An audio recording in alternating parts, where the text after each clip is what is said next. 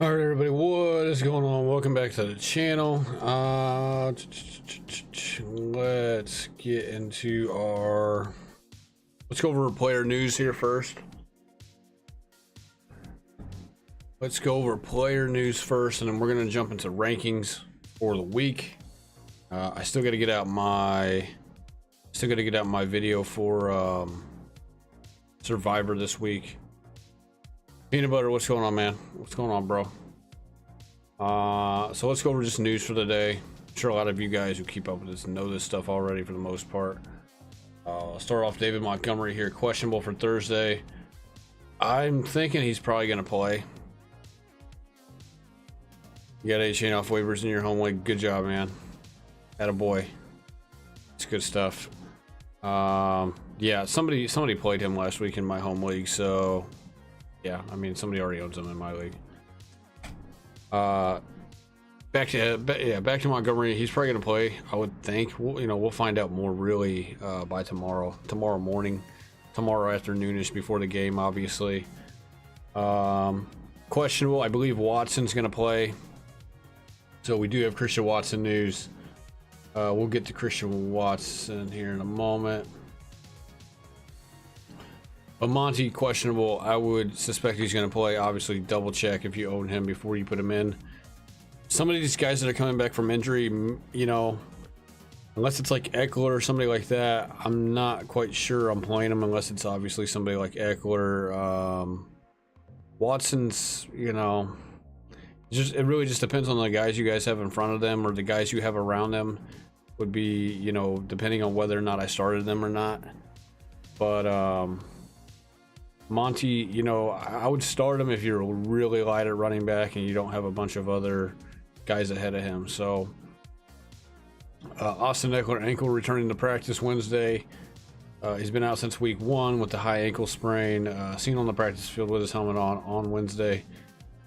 They were saying that he's like able to run full speed in a straight line. They said he's having issues with cuts and side-to-side movement and stuff like that. Lateral movement is what I had seen on a different report. And so what this tells me is that I don't think he's going to play because they have the bye week 5. If he's not 100%, which I don't think he's going to be, if that's the case, and if he's having issues with lateral movements, my guess is they're gonna hold him out. So my guess is he's gonna want to play. How effective is he going to be if he does play? If he's still having issues with lateral movements, cuts, and stuff like that, I'm not too sure. But I would say my guess is they hold him out for another week. Let him have this week off. Let him have the bye week off. And then he's a full go week 6. That would be my gut instinct. I mean, obviously, we'll know more by Saturday, Sunday. But if I had to guess right now, that's what they're going to do. As long as like Saturday, Sunday comes and we find out he's still having issues with side-to-side movement, with cuts and stuff like that, and that, you know, that nature, I'm going to go ahead and say they're going to hold him out this week. And then the bye week, and then he'll be a full go week 6. Cam Akers trending towards playing week 4. It says Cam Akers trending towards playing week 4 against Carolina Panthers. He didn't play week 3, being traded to Minnesota just a few days prior, but now he's had some time to settle in. Head coach Kevin O'Connell says that the team is planning on him being active. Remains to be seen if he will have a limit on his snaps or not. And then his presence on this offense is not good news for Madison. Madison's obviously, you know, he did okay in the yards department. He got lucky that they called that fumble back. They ended up calling his forward progress being stopped. Otherwise, he would have had another fumble this past game. Madison hasn't been very efficient at all. Less than 4 yards a carry. He's not looked good on top of that. And he's in an offense that just passes the ball a ton. Minnesota is the heaviest passing offense in the league, next to probably the Chargers and a couple other teams. But my guess is that they're going to. This is going to start to become a split backfield between Madison and Akers. I did think Ty Chandler was going to get more and more involved as well. You might still see Ty Chandler involved, you know, maybe a couple of snaps here or there. Really, somebody's going to have to get injured and go down for him to probably throw his name back into the mix. But I still think this is going to start to become, maybe not right away this week, but come week 5, week 6, week 7, as we get closer and closer to the middle of the season, this is going to start to become a split backfield. I would almost put money on it. So they went out and traded for him for a reason. So this is going to become a split backfield. This is also in that category now of the Ravens, of like the Denver Broncos. I would say of Philly. I kind of have been throwing Philly in there as a backfield that I don't really want to be a part of. I don't want anything to do with. Swift is starting to kind of pull away from Gainwell, and obviously Boston Scott. Penny's not even a thing right now. And so a little bit more clarity on Philly. I think Swift is starting to become a decent running back too. But as far as like the Colts, we'll see, man. I don't even have this report about the Colts, about Jonathan Taylor. But let me see if I can find it here. I think it was on Sleeper, actually. Let me find this report. I'll have to find it here on Sleeper. But there's certain backfields I just don't want anything to do with. The Ravens, the Broncos, the Bears, and now you can pretty much add, I think, Minnesota to this category. I was never really high on Madison to begin with. This is just almost icing on the cake for him. So slowly but surely, Akers is going to move into this backfield and become, I think, a decent part of it, toward their splitting touches, their splitting work. It may not happen right away this week, but like I said, once we get closer to the middle of the season, expect Akers and Madison to kind of be splitting the backfield. Anthony Richardson, concussion logs of full practice today. Expect him to play, obviously. Full participant today, coming out of the concussion protocol. I believe they said he's still in the concussion protocol. Yes, that's still technically in the league's concussion protocol. He'll be out of it probably tomorrow or Friday. I expect him to suit up. This is going to probably take a little bit of a dip in Moss's ranking whenever I rank him on the running backs. It's just, he's going to take away some carries from him probably this week. Derek Carr's shoulder did not practice Wednesday. I don't expect him to play. The AC joint sprain or whatever on his throwing shoulder as well. So looks like it's going to be Jameis Winston. I really don't know what this Saints offense is going to look like with Jameis Winston at the quarterback. We also got Kamara coming back as well, so I almost want to say this kind of, I don't know if this really helps Kamara or hurts Kamara, to be honest. We'll see how much they use him this week. Obviously we would like Derek Carr in there, you know. I think hands down we would want Derek Carr in there. This is rough, man, to see Kamara come back and you know, now Derek Carr's hurt and I have Chris Olave on my team. I'm sure some of you guys have maybe Mike Thomas or Chris Olave and you guys are wondering what to think here. This could help Chris Olave, but we'll see, man. I don't know, man. I like the way things were going in the first 3 weeks with Derek Carr, and so hopefully Carr can get back as soon as possible, to be honest, for people who have Olave and even Kamara. Let me look here. I gotta look this up, to be honest, because I don't really... Jameis Winston hasn't played a whole lot of games over the last few years. Obviously, 100 yards passing, 10 of 16 completions whenever he came in, whenever he filled in. Looks like he played 3 and 7, 3 games last year. Let me see the games that he played last year. He played the first 3 weeks last year. Of course, Olave, rookie last year. I mean, Olave didn't fare too bad. 9 catches in that week 3 game against Carolina. I remember that game. 5 on 13. He had 13 targets in 2 of those games with Winston. This could be okay for Olave. I'm not so sure about Kamara. I would think the checkdowns would be... Here's the thing. Winston doesn't really check the ball down. He's a guy who likes to throw it deep, which is good for Olave, obviously, but it'll be interesting to see really how this fares out. Plus, they got Tampa Bay. Tampa Bay's defense isn't too bad. Is this kind of, you know, this is the reunite game with his old team. What's going on, Connie? Would you do Judy for Watson?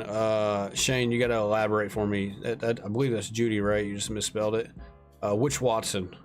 You got to elaborate. Which Watson is it, bro? Is it Deshaun or is it Christian Watson? Which one? So yeah, man, we're just gonna have to wait and see on the Saints. We're just gonna have to wait and see.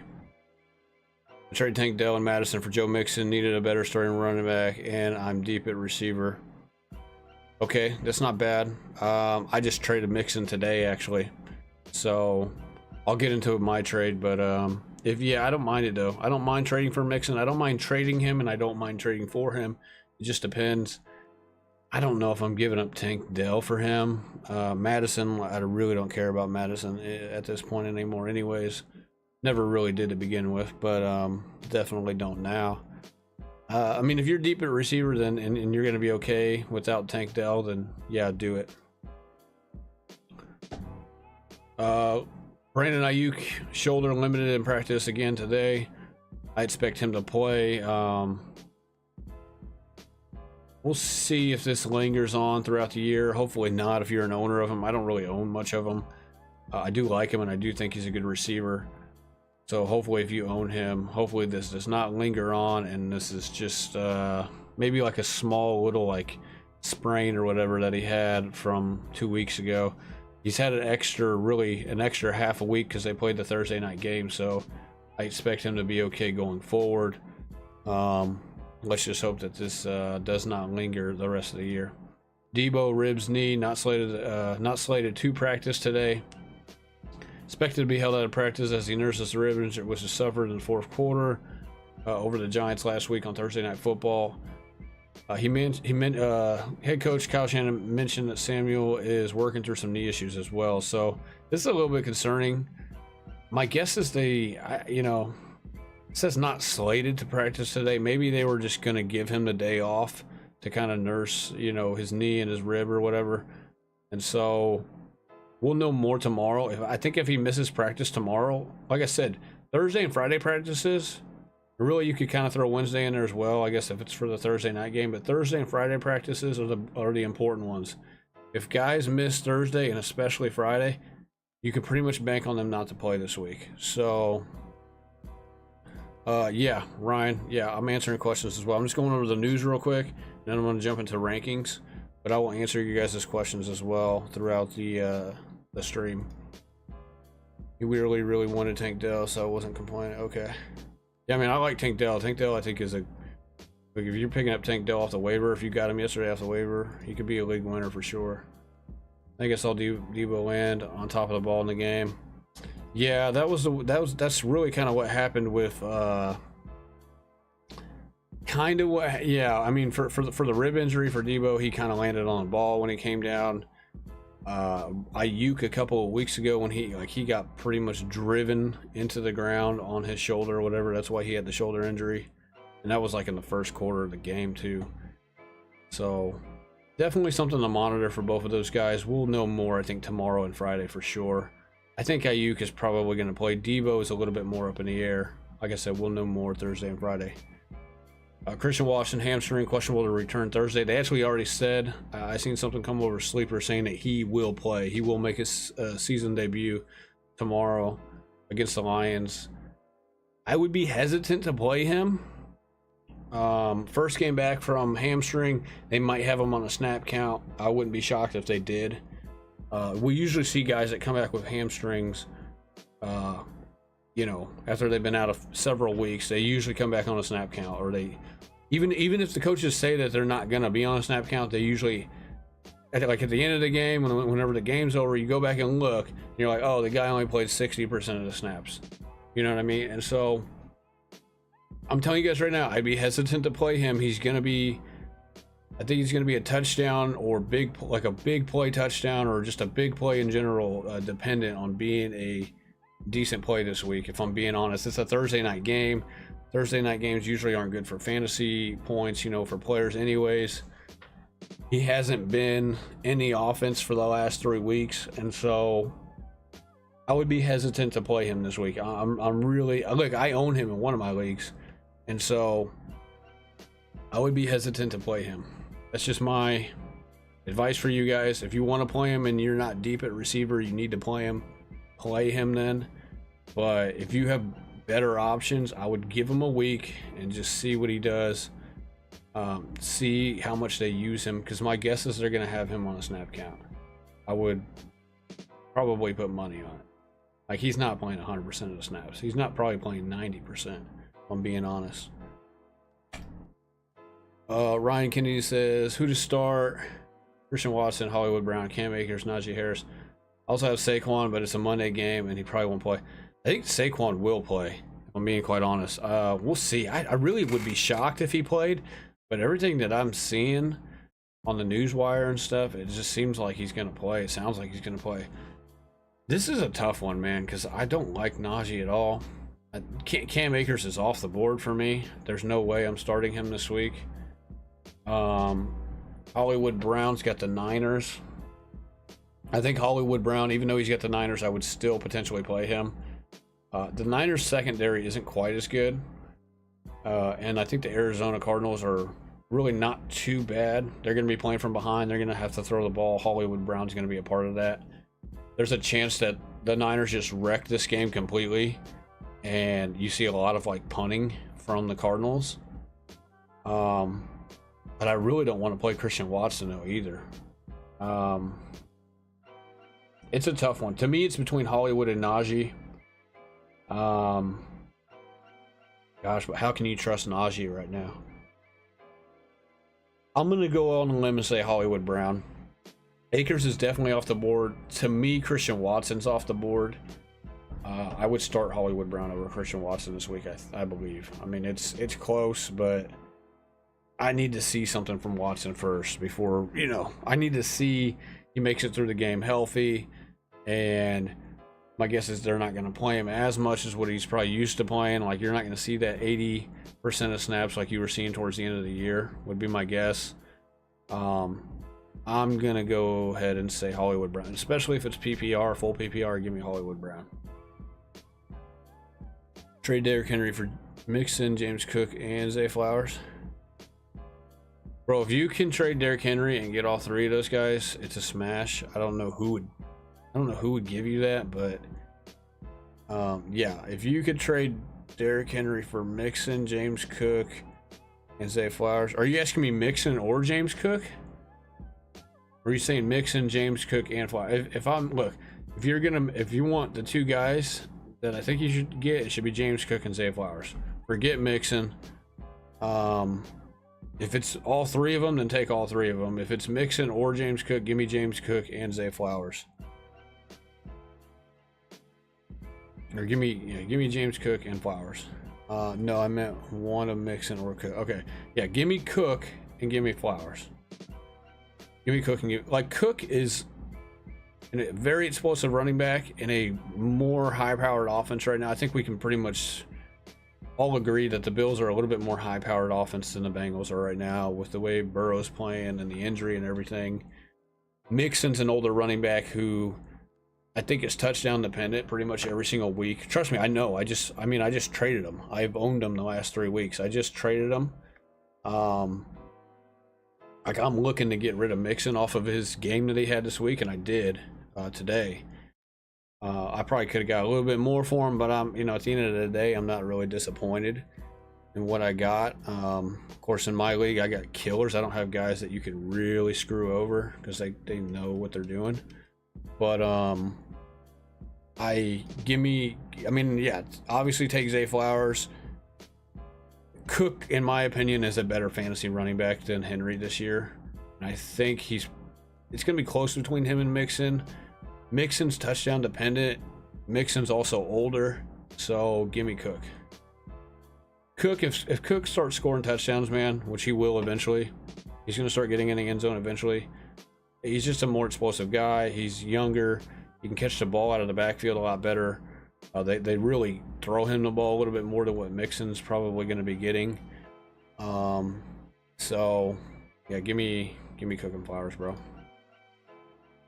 All right, last two pieces of news.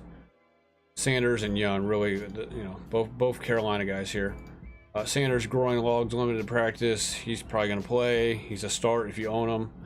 I know he's not been panning out the way people have wanted him to, but you have kind of no choice if you own him, unless you have really like two other studs on your team, which most people that own him probably don't. They probably drafted Sanders as a number 2 running back, so play him. Put him in there. A little bit easier matchup, I believe, here against, last week was kind of an easy matchup against the Seahawks. He's got Minnesota this week. Minnesota's defense is cooked, so he should, I think, get you in the end zone this week, if I had to guess. And he's getting a lot of volume. He's really one of the few running backs in the league right now that's getting a ton of volume.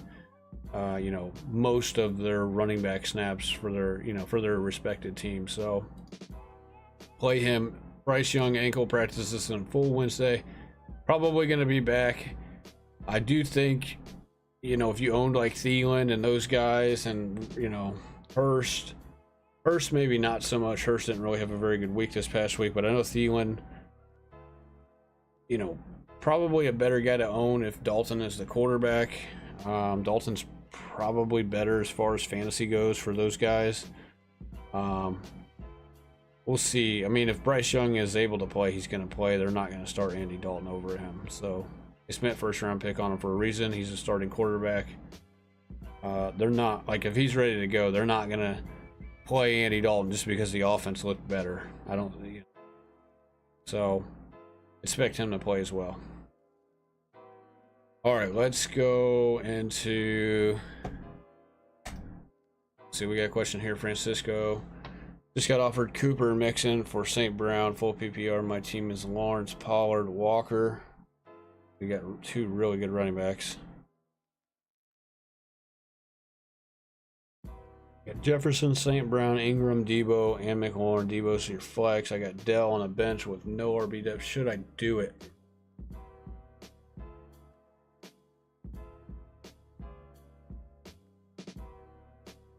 It's a fair trade, I will say that. You still have Debo and you still have Dell. Cooper becomes your number 2. Or Debo's really kind of your number 2. Cooper could be your flex. If not, you could substitute Dell. If Debo ends up missing, it's good that you have Dell, and then you would have Cooper or St. Brown. I'm not going to say no, but I'm not going to say yes. If you need the running back depth, then go do it. Then go do it. I don't think you're going to lose off of that. I mean, I think Cooper's a good guy going forward. I think he's really a very underrated receiver who's going to have another decent year, probably another top 12 year, if I had to guess, or right around top 15 at least, at the very least. I do worry about injury with St. Brown, man. It just seems like he's always like banged up, man, week in and week out. But I do worry about Cooper and Mixon as well, because both of those guys are kind of older guys. They've been in the league for a while as well. This one could go either way, man. If you want the running back depth, then yeah, I wouldn't be against you doing it. I mean, because if Debo misses this week, you'll have JJ, you'll have Cooper, and then you could probably throw in Tank Dell. That's who I would throw in as like your flex. And then Pollard, Walker, and Mixon is a solid 3-punch combo with running backs.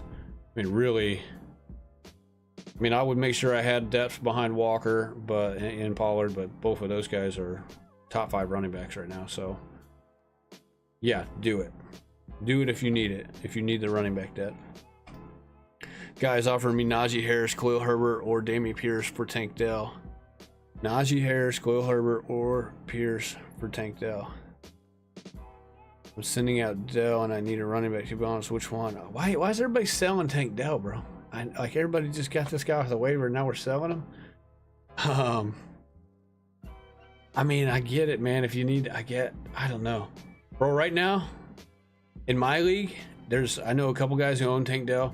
There's no way they would take either 3 of those guys for Tank Dell, even if they needed a running back. There's no way. Like if I had Najee, Khalil, or Dameon Pierce, there's no way I could sell those guys in my league to get Tank Dell. But if you need something, dude, bro, if I'm selling Tank Dell, I'm getting somebody better than all 3 of those. If I'm being honest, I don't like Najee Harris's situation. I think Warren's going to be taking over that backfield very, very soon. Khalil Herbert's got Roshan breathing down his neck. Plus, Fields is going to start running the ball more, and I just don't want like anything to do with that Bears backfield at all. Dameon Pierce probably is the guy I would go get. Granted, he plays for the same team as Tank Dell. Pierce, I think he's going to get better as soon as he gets more offensive linemen back. But Pierce is also struggling as well. Really, if I had Tank Dell, I'm getting somebody better than that. I just am. Tank Dell's like top 10 right now in the wide receiver category. And yeah, he might come back down to earth a little bit, but I still think he's going to be pretty good the rest of the year. Side-eye, you got to get somebody better than that, man. The guy that's offering you Najee Harris, Khalil Herbert, or Dameon Pierce for Tank Dell is a guy like me who's trying to get one over on you. Like he's somebody like me who's trying to like bait you into taking something like that. 2-1, 18 PPR. Someone dropped Lockett and Brian Robinson. Who do you drop to pick him or them up? Running backs are Pierce, White, Hall. Wide receivers are Pickens and Collins. Nico Collins. Well, I would make sure I went and got Lockett 100%. I do like Brian Robinson as well. I would drop Pierce for Robinson, I think. Robinson. So Brian Robinson, I think he's going to have a tough game this week again. They got Philly. Philly's 8.5-point favorite or 8-point favorite. Philly's got a really good run defense. I don't know if you guys noticed over the last 3 weeks. They're one of the best run. Like nobody can run against them for the most part. They can throw it against them, but they cannot run it against them. I would still try to get Brian Robinson for after week 4. I think he's going to start to pick it up after week 4. But Lockett's obviously a must go get. I don't know who would drop Lockett. Whoever drops Lockett's not very smart. I'm not dropping Breece Hall. I'm not dropping Nico Collins or Pickens. Pierce and White, you could debate. Pierce is probably the most droppable guy out of all 5 of those guys. Hopefully you got other guys that drop though. So 10-man happy PR, Lamar, Madison, Roshan, JJ, Olave, Laporta, Zay Flowers, Ravens defense make benches, T.U. Okay, you're talking about your team. Myers, Kittle, Tank Dell, Charbonnet, Tajay Spears, Saquon's on the IR. So you're talking about getting another running back. Bro, trade Jacoby Myers over Tank Dell. I know that sounds a little weird, but Jacoby Myers is a guy you can sell pretty high right now. You talk about what he did week 1. I know he missed week 2. Really didn't have a bad game against the Steelers on Sunday night for week 3. So I would try to sell high on Jacoby Myers maybe. I'm telling you right now, I'm not trading Tank Dell for those 3 guys that you're just talking about. There's no way. I'm getting a much better running back than those 3 guys. I'm getting like a Kyren Williams or something. You know what I mean? I'm not getting guys who really, what you talk about, you're talking about Khalil Herbert, Najee Harris, Dameon Pierce. All those guys are outside of the top 24. Those guys aren't even RB2s right now in terms of what they've done over the first 3 weeks. And it doesn't look like it's going to get much better, you know, going forward. I mean, it's going to get better going forward, but is it going to get better enough to be inside of the top 24? I'm not sure. I'm trying to get somebody like Kyren Williams. Like, I bought Kyren Williams in this trade that I traded Mixon for. Burrow or Richardson this week and rest of the season. I think you got to go Richardson this week if he plays, and I believe he will. The Rams defense is gettable. I think that's going to be a little bit of a high-scoring contest between the Rams and the Colts. I think that's going to be one of the higher-scoring games this week. I think they have a 47-point total. I can see it going over. I think really if you have any part of the Rams offense or the Colts offense, I think you should play them. Rest of the season, I mean, Burrow should be better rest of the season.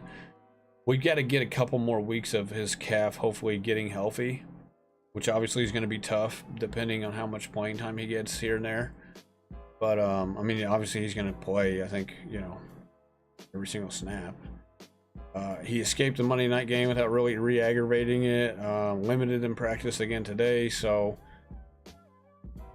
But I think this week I'd probably go with Richardson, especially if you got like some kind of bonus points for rushing touchdowns. I would probably go Richardson. Swift Stevenson for running back 2. Jacoby Myers, Tank Dell, or Richardson for flex. Daniel Jones or Daniel Jones or Richardson at quarterback. I don't think Jones is a bad option at quarterback. He does have a Seattle defense that's gettable. I would just want to know if Barkley's playing or not. If Barkley plays, I would be okay with rolling the dice with Daniel Jones. Of course, we may not know that until Monday night is the problem. And so, if we don't know by Monday night if Barkley's playing or not, like if we don't know by Sunday morning or whatever, by Sunday when all the rest of the games kick off, give me Richardson. It's a high-scoring game, in my opinion. I think it's going to be a high-scoring game. Total's 47. It's probably up to 47.5 if I had to guess by now. Swift or Stevenson at running back 2. Give me Swift. Myers, Dell, or Stevenson for flex. Give me... Good grief. This is like throw names in the hat and pick. If Jimmy G plays, give me Myers. Jimmy G doesn't play, give me probably Tank Dell. I would be worried if Hoyer's the quarterback. We don't know what's going to happen. I think if Jimmy G or if O'Connell, who's the third stringer, the rookie, and even though we haven't seen O'Connell play since the preseason, I would almost trust O'Connell to run that offense a little more than Brian Hoyer. Well, I don't even know, I didn't even know Brian Hoyer was still in the league, honestly. I'm surprised he's even still playing. We don't know what's going to really happen, though, with him as the quarterback. And I would actually feel a little bit better if it was O'Connell. So we need to see what happens if Jimmy G plays or not. I wouldn't be shocked if he doesn't play, guys. Because they're talking about a concussion. And after last year with Tua, the concussion protocols are basically... Not only are they going to come out for the game that they're in if they sustain a concussion, but they're probably going to miss the next week. Look at freaking Anthony Richardson. Richardson didn't play last week because of the concussion the week prior. So they're almost like holding these guys out a week after that they had the concussion from the prior game. So it really wouldn't shock me if Jimmy G doesn't play. And if that's the case, I would be skeptical of Myers if he doesn't play. And you know, and like we find out it's Hoyer, it's the quarterback. I would almost trust O'Connell a little more. Just acquired Josh Jacobs to fill running back depth, but now wondering how I should get how should I set my team up now? Running backs are Etienne, Mostert, Jacobs, Montgomery. Oh God, and Swift. Good grief. Well, you got to be starting 3 running backs. You got to have 2 starting and 1's got to be in the flex, unless you got really good receivers as well. Monty's probably going to be on the bench for sure. I'm going to say you have to start Mostert. He's the number 1 running back right now. You have to start Mostert until we see otherwise. I think Jeff Wilson's going to come back week 5, so this week you should be good. They do have a tough matchup against the Bills defense, man. I'm not going to lie. The Bills could shut down this running game a little bit and kind of slow it down. I'm going to say you have to start Jacobs. You have to play Jacobs this week. He's got a juicy matchup against the Chargers. I'm going to say you have to start Jacobs, really. I don't know. It's tough, bro. It's tough. I like Swift this week, too, is the problem. Like, I like Swift. I like Etienne. I like Mostert, and I like Jacobs. You got to play 3 of the 4, is what I'm going to say. If I had to give you 1 to sit, I'm going to say...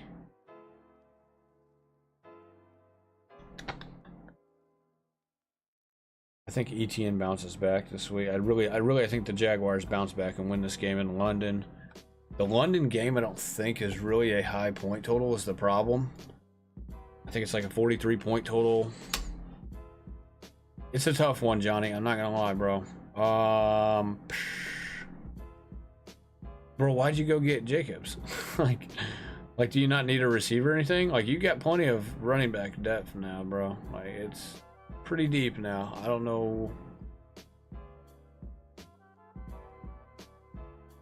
really who you should sit, to be honest.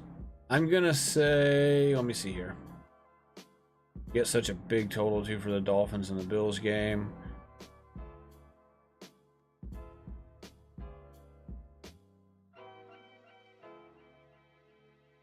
I mean, monitor the weather for each game. See if there's like a game, like if there's one of these games where one of these running backs has like nasty weather, which it won't be Jacobs.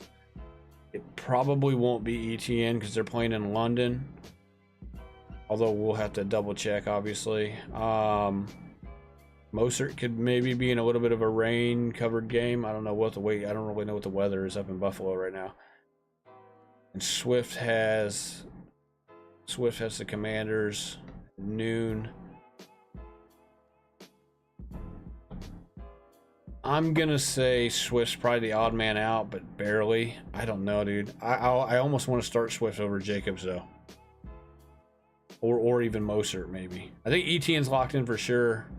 I feel like Jacobs should be locked in, especially if like Jimmy G doesn't play. Maybe Hoyer checks the ball down a bunch or whatever if he's the quarterback. Ask me again on like on Sunday morning, man, whenever we know a little bit more information. That's a tough one. Do I trade Derrick Henry or am I overreacting? No, you're not overreacting. I think Henry's a guy I'd be trying to get everything I could for right now before it's too late. They have like one of the worst offensive lines in the game. They're missing Skoranek, the guy that they drafted, who's probably their best offensive lineman or whatever on the line. And look, man, Henry's going to bounce back a little bit here and there. Tajay Spears has been heavily involved in the backfield as well, which doesn't help. I would be trying to get everything I could for Henry right now. I'd try to move into... I mean, you could have moved into like Kenneth Walker a couple weeks ago, but that's probably off the table now.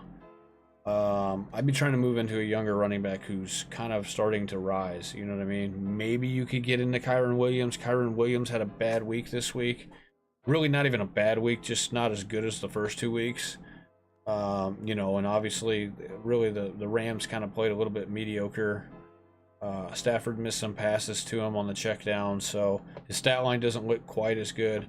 I try to move into like Kyren. could probably move into, let me see here. You might have to package him with somebody else to move into somebody a little bit better. Really, it just depends on the needs of the guy that you're trading with. Like, you could try to move into like a Cook maybe, but Cook's been having really pretty couple of good weeks. Maybe move into Kamara. Kamara still hasn't played yet. You know, something of that nature. I don't think you're going to get any of the Miami running backs for him straight up, unless that person's doesn't know fantasy, but no one in my league has been reasonable in trades. Dude, I'm not gonna lie, bro. It's been tough in my league as well, dude. It's been really tough in my league. Everybody's a 5-star clinger, dude. Everybody is a clinger. Stage 5 clinger alert. Everybody's a clinger in my league, dude. I hear you. The guy with Najee, Dameon Pierce, Herbert also has Gibbs and Jerome Ford. With my roster, do you see a 2-for-1 for Gibbs somewhere? Yeah, Tank Dell, and I don't even know, dude. I don't even know if I'm trading Tank Dell for Gibbs right now. I know you need a running back, bro. You could trade Tank Dell and pair him up with Jacoby Myers. And you could get Tank Dell, Jacoby Myers. That should be able to get you, like, I would try for Kenneth Walker. I don't know if I don't know, dude. I own Kenneth Walker. I'm not giving him up for that, but you never know. I mean, Tank Dell had a good week. Jacoby Myers had a decent week. It just depends on the needs of the person you're trying to trade with. If they don't need a receiver, then they're not going to give you a running back if you're giving them 2 receivers like that. You know what I mean? You gotta search for the needs of the person you're trading with. And so maybe you pair up a running back and a receiver. Maybe you pair up 2 running backs, or maybe you pair up 2 receivers, or a receiver and a tight end. You know what I mean? Or quarterback. You never know. There's guys out there that have Fields. There's guys out there that have Trevor Lawrence that maybe look for another quarterback, you know, because they're panicking. You got to look for the needs of the people you're trading with as well. I get it though, man. There's a lot of people. Like, this is my second trade I've got in the last 2 weeks, and I've put a million trades out there. And so everybody is a stage 5 clinger in my leagues as well. It's been terrible. You got guys in last place who just lost Mike Williams. They have no receivers on their team. They're in last place, and it's like they can't make a trade. Like, they don't want to make a trade because they think you're taking advantage. It's like, dude, you're in last place, and you're gonna stay in last place the rest of the year because you just lost Mike Williams. You have no receivers. The only person this guy has on his team is like Bijan and Gibbs, and Gibbs hasn't even really been playing good. But outside of Bijan and Gibbs, he has nobody. And this guy in my league, he won't even make a trade. Like, it's like, okay, you don't want to make a trade, and continue to get last place, bro. I don't care. Elijah Mitchell and Kelly for Dotson. Yeah, I would do it in a heartbeat. Myers, Stevenson, or Jones, start 1. Myers, Stevenson, or Jones. Which Jones is it? Is that Aaron Jones? Zay Jones? Which Jones is it? I'm guessing it's probably Zay Jones, right?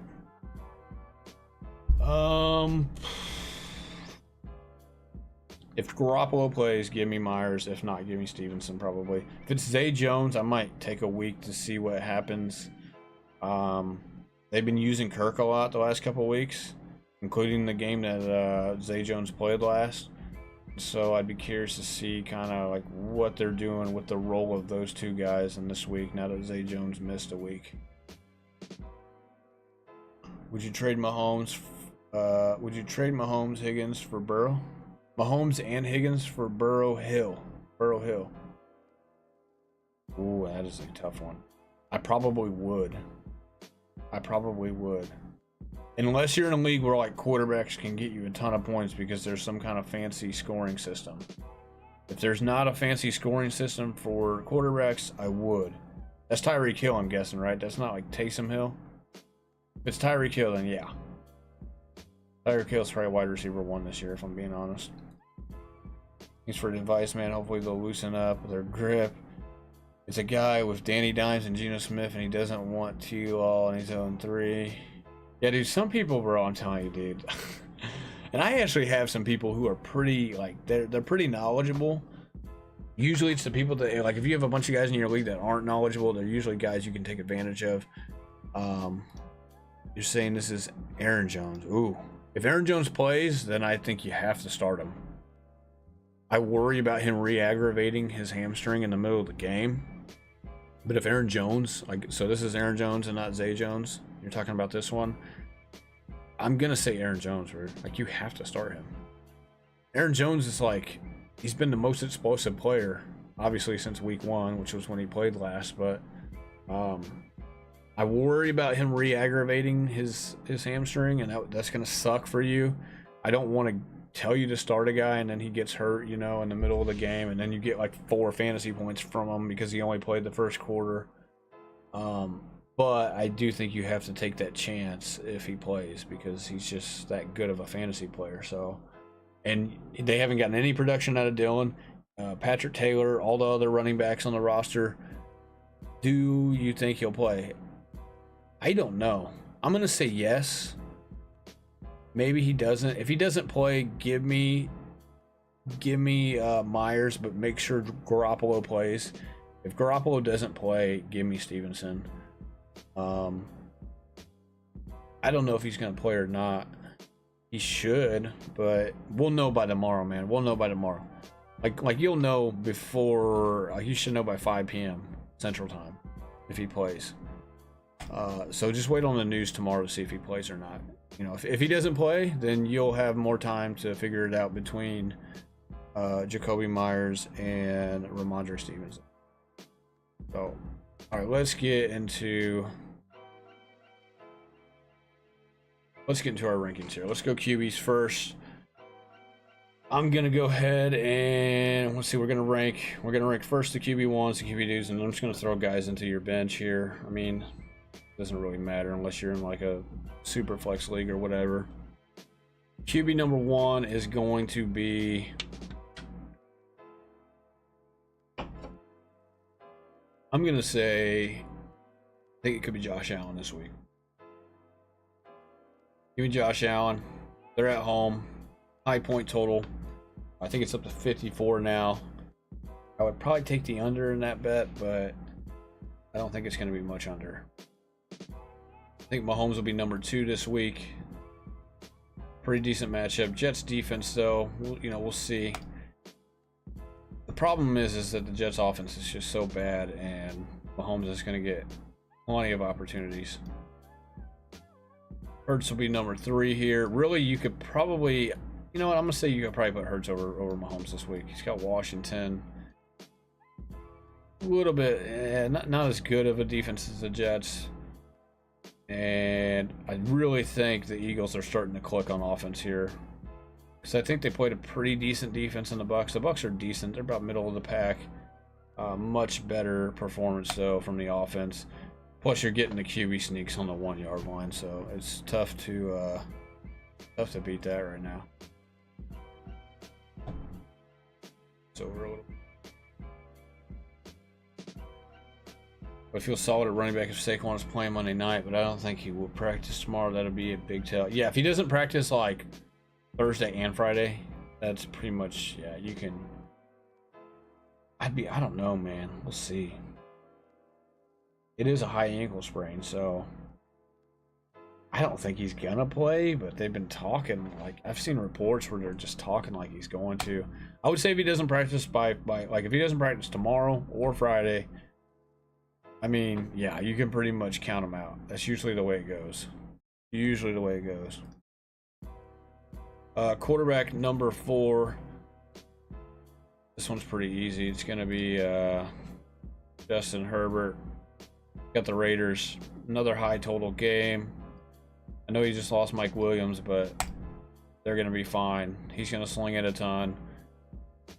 They're looking pretty good on offense. They're looking much better this year, but hopefully Keenan Allen can stay healthy for him, because that is a key component to their offense, obviously. Quarterback number 5. This is going to be, where's Lamar at? Lamar's going to be QB5 this week. QB5.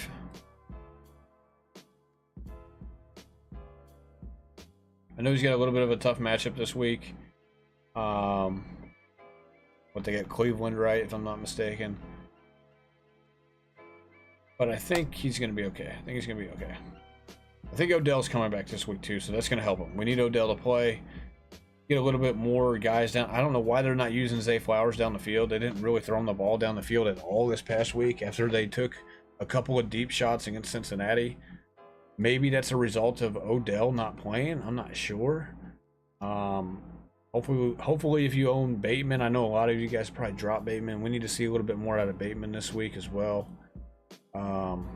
But the 100 rushing yards, I think you're going to see plenty of that as well this week. It is a tough defense against the Browns, I'm not going to lie. So maybe he could be ranked a little bit lower here. They're on the road, not a high scoring total. I'm still going to give them quarterback 5 this week though. Quarterback 6, this is going to be Tua. Let me find Tua. Where is Tua? He's buried here somewhere.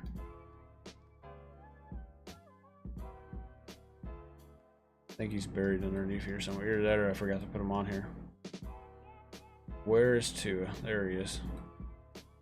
Tua, number 6. Once again, high point total. I know they're on the road. They're probably going to lose this game. I would be pretty shocked if they pulled off the the upset here against the 3-point favorite Bills here. I just feel like this is, after the 70-point game, it's a little bit of a letdown spot as far as them losing the game. So, but there's still a high point total. You could maybe flip to it and Lamar here, but we'll see, man. They should be getting Waddle back this week as well, so that's going to help them. Trade Pickens and Terry McLaurin for Ayuk. Ugh.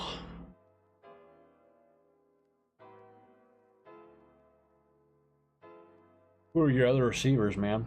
You have a bunch of other good receivers outside of Pickens and McLaurin. If you do, I'm gonna say you can probably make this trade. I don't know, man. I don't like giving up Pickens. I like Pickens, man. And Ayuk, a little bit of a rib or shoulder injury. Should be good going forward, and I do like Ayuk a lot. I hate giving up Pickens, man, in a trade like this. I'm not gonna say no, and I'm not gonna say yes, man. It just really depends on your roster. If you get 2 other good receivers in front of Pickens and McLaurin, then yeah, I think you'll be okay. It's not a trade where you go through it and then say Ayuk ends up missing some time because he re-aggravates his shoulder or something, that you're gonna die from it. You know what I mean? Your team should survive. But I do think it is upgrading your team as long as you can stay healthy. So I do like the Rams offense a little bit better than obviously Pittsburgh's. McLaurin's kind of a guy that you kind of just throw in there. I do like McLaurin, but McLaurin is inconsistent. The quarterback play is very inconsistent right now in Washington. Sam Howell just played atrocious this last week. And so really they got one of the tougher schedules in the league as well. So you get Tyreek, Ridley, Brandon Cooks, Quentin Johnston, and KT are my other receivers. Yeah, then you can do it, man. You could do it, dude. I mean, because you got Tyreek and Ridley at 1 and 2. Quentin Johnston could be a guy that you probably throw in at the flex from time to time. Cooks and Tony are kind of they're not looking too good, obviously. I'm going to say you could do it.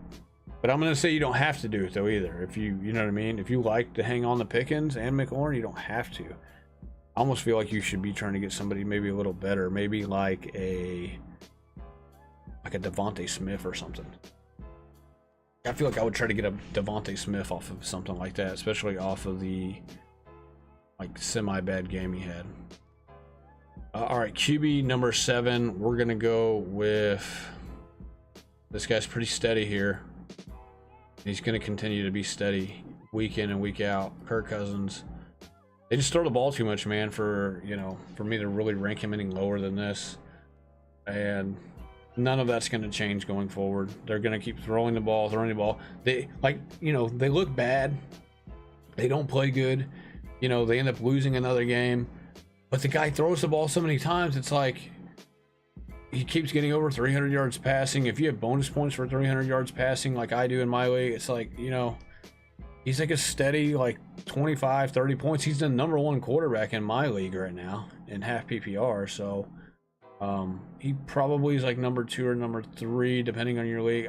We have bonus points in our league for like deep balls, for deep touchdown passes, and for like 300, 400 yard games. So that's probably why he's number 1 in my league. But yeah, Kirk, I can't really rank him any lower than 7 this week. Number 8, I'm gonna go out on a limb here. Give him like another chance here to redeem himself. Where's he at?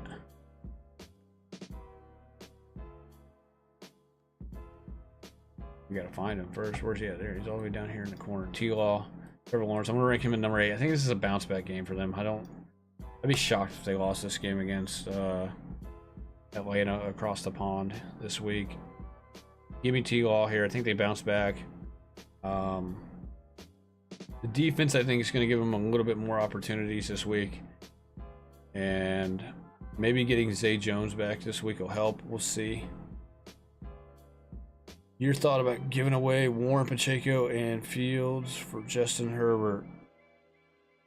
It's a good trade if you need a quarterback, man, and if you want to get off of the Justin Fields, like, worrying about what he's going to do week in and week out train. Good trade, Cubanico. I like that. I like that a lot. Yeah.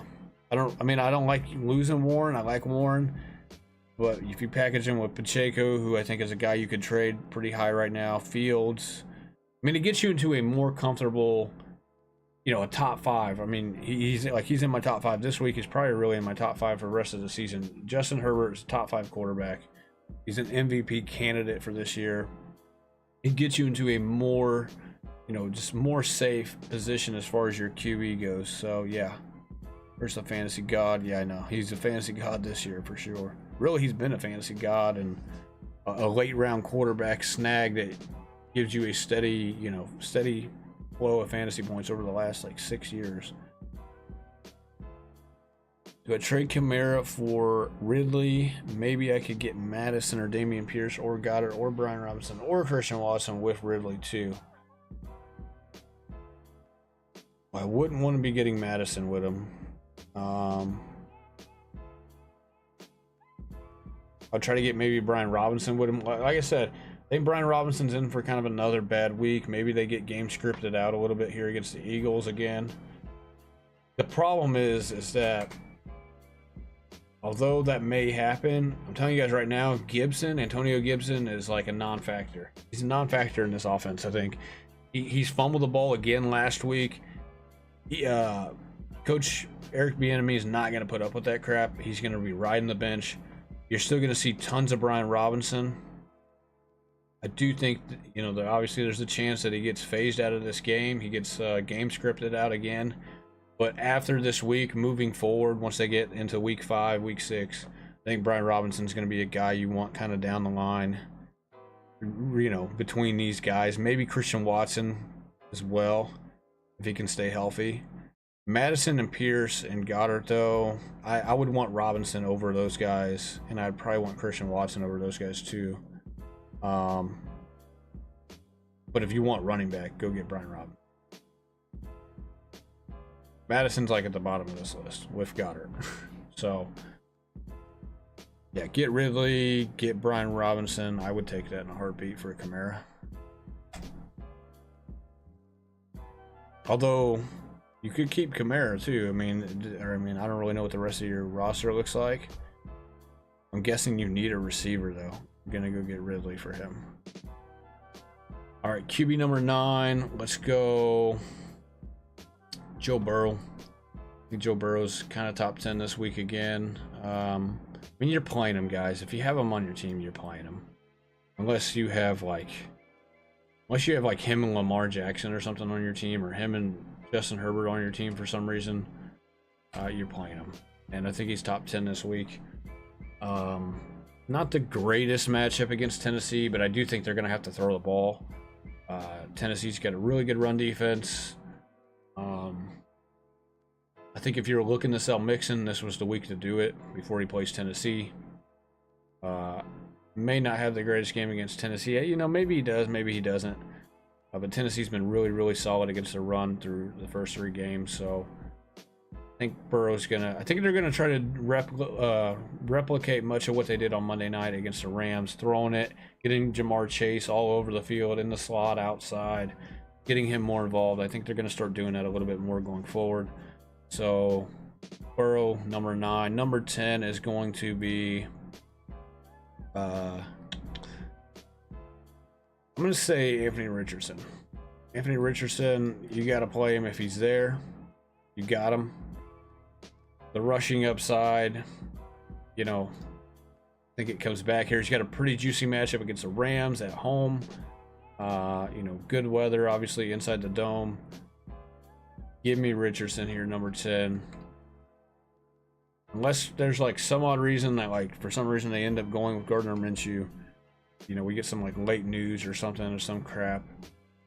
Richardson, top 10. Give me Richardson this week.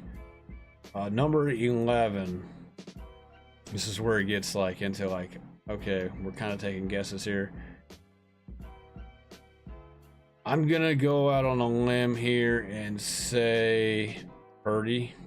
Purdy's number 11. This is close, man, because I really want to put like Justin Fields right here. I know that's gonna make you guys a lot of you guys mad. Purdy 11 here.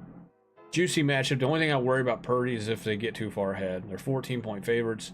I worry about them getting too far ahead, and then they're just like running the ball with Mitchell and McCaffrey. So, but I do like Purdy. I think Purdy's such a good quarterback. He's such a good game manager. He's not really the greatest fantasy quarterback, but this is a game that could get out of hand. And even if, like, say they start sitting guys in the fourth quarter because they're up like a ton, I still think if he played like 3 solid quarters, he could be a decent fantasy producer this week. So give me Purdy 11. I'm gonna go Fields 12, guys. There's just too much potential, man. The ceiling is there. He's got a Denver team at home here in Chicago that just allowed 70 points. I know it's tough for you guys to trust this, and I know a lot of you guys may disagree with this.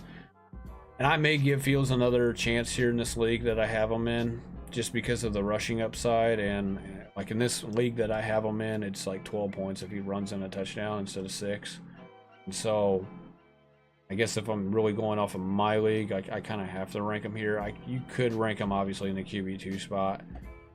I just feel like they got to turn this around at some point. And they've always struggled the first like 2-3 weeks in prior years. And so I don't know, man. I feel like something's got to happen. So I'm gonna leave him here at 12 and put him in. And you know, if you don't have any other options because nobody will trade with you, and you couldn't pick up the guy you wanted off the waiver wire, put him in and don't watch the game. You know what I mean? And just wait until the game's over and just look at your phone. You know, turn your notifications off so you don't know if he scored or not. Just turn everything off. Watch another game. Don't watch Red Zone. Watch some game on Fox or CBS. That's, you know, I reckon they're not going to be showing the Denver Chicago game anyway, since, you know, it's not really much of a game people want to tune in to see. So number 13 here, let's go Danny Dimes. Once again, rushing ability, upside, a little bit easier matchup, more time to prepare as well. Coming off the Thursday night game, I think Dable is going to have things ready to go, and really without Barkley, hopefully Barkley's playing, I think that'll help him a little bit more. But even if Barkley doesn't play, they're going to still have to rely on Daniel Jones here to go out and win the football game. They're not going to piggyback Matt Breida and Gray to run the ball, you know what I mean? So we get rushing upside with Jones against really a bad defense in the Seahawks. This is going to be a competitive game, I believe, as well. They actually are favored over the Seahawks, which is kind of wild. They are at home. Give me Daniel Jones here. I think he has a little bit of a bounce back week.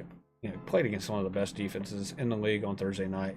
More time to prepare, and just they have to rely on him to go out and make plays, to be competitive and win the game. So Secret Order says, should I trade Garrett Wilson for Ayuk plus the Bills defense? Yeah. Yeah, that's a no-brainer, bro. especially if your defense sucks. I'm not gonna lie. I mean, I own Garrett Wilson guys too, and I would do that. I would definitely do it in the one league. That would never happen in the one league that I'm in because defense scores so many points. But Angel says 12 team PPR, 1 QB, 1 tight end, 2 receivers, 2 running backs in the flex. You got Lamar Jackson, Ramondre, James Cook, Lamb, AJ Brown, Swift, benches, Watson, Judy, Warren, Jerome Ford, Kincaid, Michael Thomas. 1 to 2. I need a upgrade in tight end. I was thinking Swift and Kincaid for Andrews and Puka. Any suggestions? I know people are freaking out on Kincaid. I have Kincaid as well. I don't know what in the hell they were doing last week. Why they just quit throwing him the ball. I don't understand it. Why they're not using him like down the field in space. Because he's basically a wide receiver playing tight end. I don't know what the Bills are doing with Kincaid, dude. All I know is they're fucking everything up. That's all I know. Trying to upgrade tight end. I would look if you guys want to upgrade tight end, and I don't know if you're going to be able to do it. It just depends on the league you're in. Try to go get Laporta. I like Andrews to a degree. I mean, I don't know if that guy would do that. You're talking Swift, Kincaid for Andrews and Puka. I don't know who would take that, first of all. So if you could get that, then Angel, I would encourage you to try to go get that. You have Ramondre, Cook, Swift, Warren, Ford. So you got.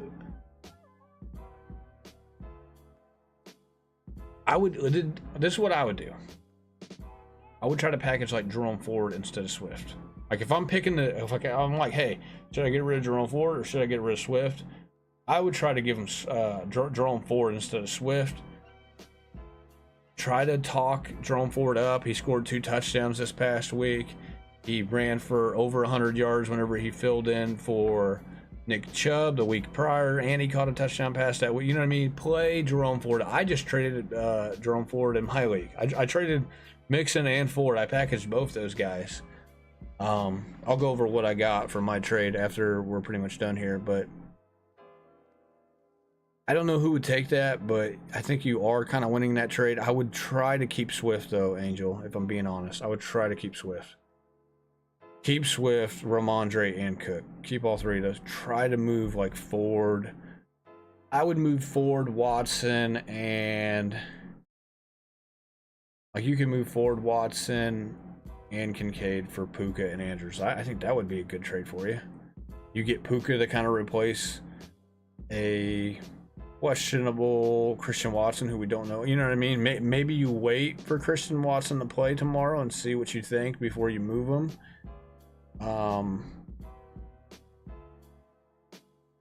Obviously don't throw Christian Watson into the trade if you can get those guys without putting them in there. You know what I mean? Maybe you put Mike Thomas in there instead of Christian Watson. Or Jerry Jeudy in there instead, you know what I mean? I love Purdy over Fields. I'm kind of hoping Fields fails on this Bears this season. So my T-Law agenda can always. I need someone to take T-Law. I'm starting Lamar every week. Yeah, dude, Fields. I'm telling you guys right now. I said this last time whenever I went over the waiver wire. I don't know how nobody got fired this week. Like, how did nobody get fired on Monday? That's either like the quarterback's coach, the offensive coordinator, the head coach, whoever. Like, how did somebody not get fired this week in Chicago? Does anybody know the answer to that? My only guess is they didn't fire anybody, and then they're obviously not going to bench Fields because I haven't heard anything about Fields being benched. So my guess is maybe they're playing for Caleb Williams. You know what I mean? You know, maybe they're just like, hey, let's just leave it out there. We know it's shit and it looks terrible, but let's just leave it out there. Maybe we got Caleb Williams coming. You know what I mean? Maybe we can play ourselves into Caleb Williams, number one overall pick. Which, by the way, guys, that'd be 2 years in a row they'd have the number 1 overall pick. Remember? They traded it to Carolina. So, God, dude, I can't believe nobody got fired. It's just amazing to me. I just picked up a defense every week based on matchup, having a top defense every week, make things easier. Yeah, you could do that. I mean, I've had Philly pretty much the whole year so far through 3 weeks in the one league, and I've had obviously the Cowboys in the other league. I haven't really been streaming defenses. I usually stream defenses from year to year, you know what I mean? Like I usually, unless I get one that's really, really good, like I kind of have this year, I have Philly, who's been pretty good for me in the one league, and the Cowboys, aside from last week, have been pretty good. You could stream defenses, though. You don't have to go get the Bills defense. So blessed I have Kittle and Laporta. Yeah, dude, I would maybe try to move like Kittle. I would try to sell him high, or even Laporta. You could sell Laporta high right now. Laporta's been really good. Or you could keep them both if your team is solid, side eye. But if not, man, you might be able to really work one over on somebody selling one of those guys high. That is good to have, though. If you got Kittle and Laporta, man, you're like the only person in your league who's like solid at tight end, minus the guy who's got like Kelsey and Hawkinson. Kind of random, but Myers is the most underrated wide receiver. Yeah, he's kind of been the most underrated receiver so far this year. Outside of maybe, I'm trying to think. Outside of some of the rookies, he's been very underrated. I think Michael Pittman's kind of low-key been underrated this year as well. What two running backs do I start? Josh Jacobs, Jahmyr Gibbs, Derrick Henry, Devon Achane. Oh my god. Good question. Jacobs for one. You got to start Jacobs. He's just got a good matchup. I think regardless of who plays at quarterback, let's say Jimmy G misses because of concussion, I still think you kind of have to start Jacobs no matter what. I don't know if I'm going with Gibbs this week, dude, against Packers, considering that you have Henry and Achane. It's tough not to start Achane coming off the performance that he had. Derrick Henry's got... Who's Derrick Henry got this week? Bengals. I'm going to say it's got to be Derrick Henry, man. I know he had a horrible week last week, but I got Derrick Henry ranked. You'll see whenever I get to my running backs. He's ranked fairly high in the rankings. Not ranked like in the top 5, but he's ranked high enough to where I think you're starting him over Achane and Gibbs. I would just say just forget about what he did last week. Let's hope it's better this week. The Bengals defense isn't, like, it's not great, but I do worry about the offensive line that the Titans have, man, because the offensive line is just terrible. Horrible. Do we think Kupp comes off IR week 5? Yes, he will. Does he re-injure his hamstring? I don't know. Let's hope not for people that own him. If he does, I wish well, and I hope he doesn't get injured. I don't wish injury upon anybody, but if he wants to take a few more weeks off, I won't be against it. I don't own him in fantasy, so for the guys that are in my league that own him, I'd like to get a couple more weeks. Maybe he takes a couple more weeks off, and we start to kind of, because I play total points. I don't play head to head, so each week matters for us, and each week a guy doesn't play or does play, it matters in our league. We don't play head to head in our league. We play total points for the whole year. So if you have a really bad week, 1 week, you're going to be making up for it the rest of the year. So the guys who have Kupp right now in my leagues, they're probably, they're hurting right now, especially if they drafted them in round 2 and 3, which most of them did.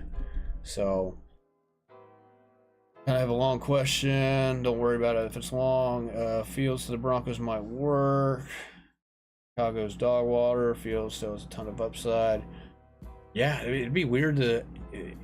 Look, they're going to trade him if they end up getting Caleb Williams. Like, let's say they finish off the year 3-13 again, or 3-14 or whatever, and they have the #1 draft pick again.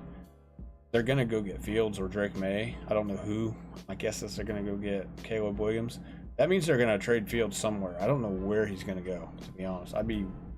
Broncos could be a landing spot, obviously, with Russ. I don't know, though. I don't know if they would do that or not. I'd be curious to see where he goes. Fields, I could see maybe going to... You got to think the Raiders get a new quarterback after this year, maybe. But maybe O'Connell ends up being the guy, you know, the rookie that they got out of Purdue. Elias says, some guy really needs a running back in my league. My dad fits great. I only have Brees, Pacheco, A-Chain, and JT. My receivers are Mike Thomas, Puka, Dell, McLaurin, Deontay. Holy cow. Should I trade Pacheco and MT for AJB? Yes. Redraft, by the way. I would consider moving JT as well. I gotta find this report. So there's a report. This came off a Sleeper. Let me see if I can find this, guys. We need to talk about this because I seen this today.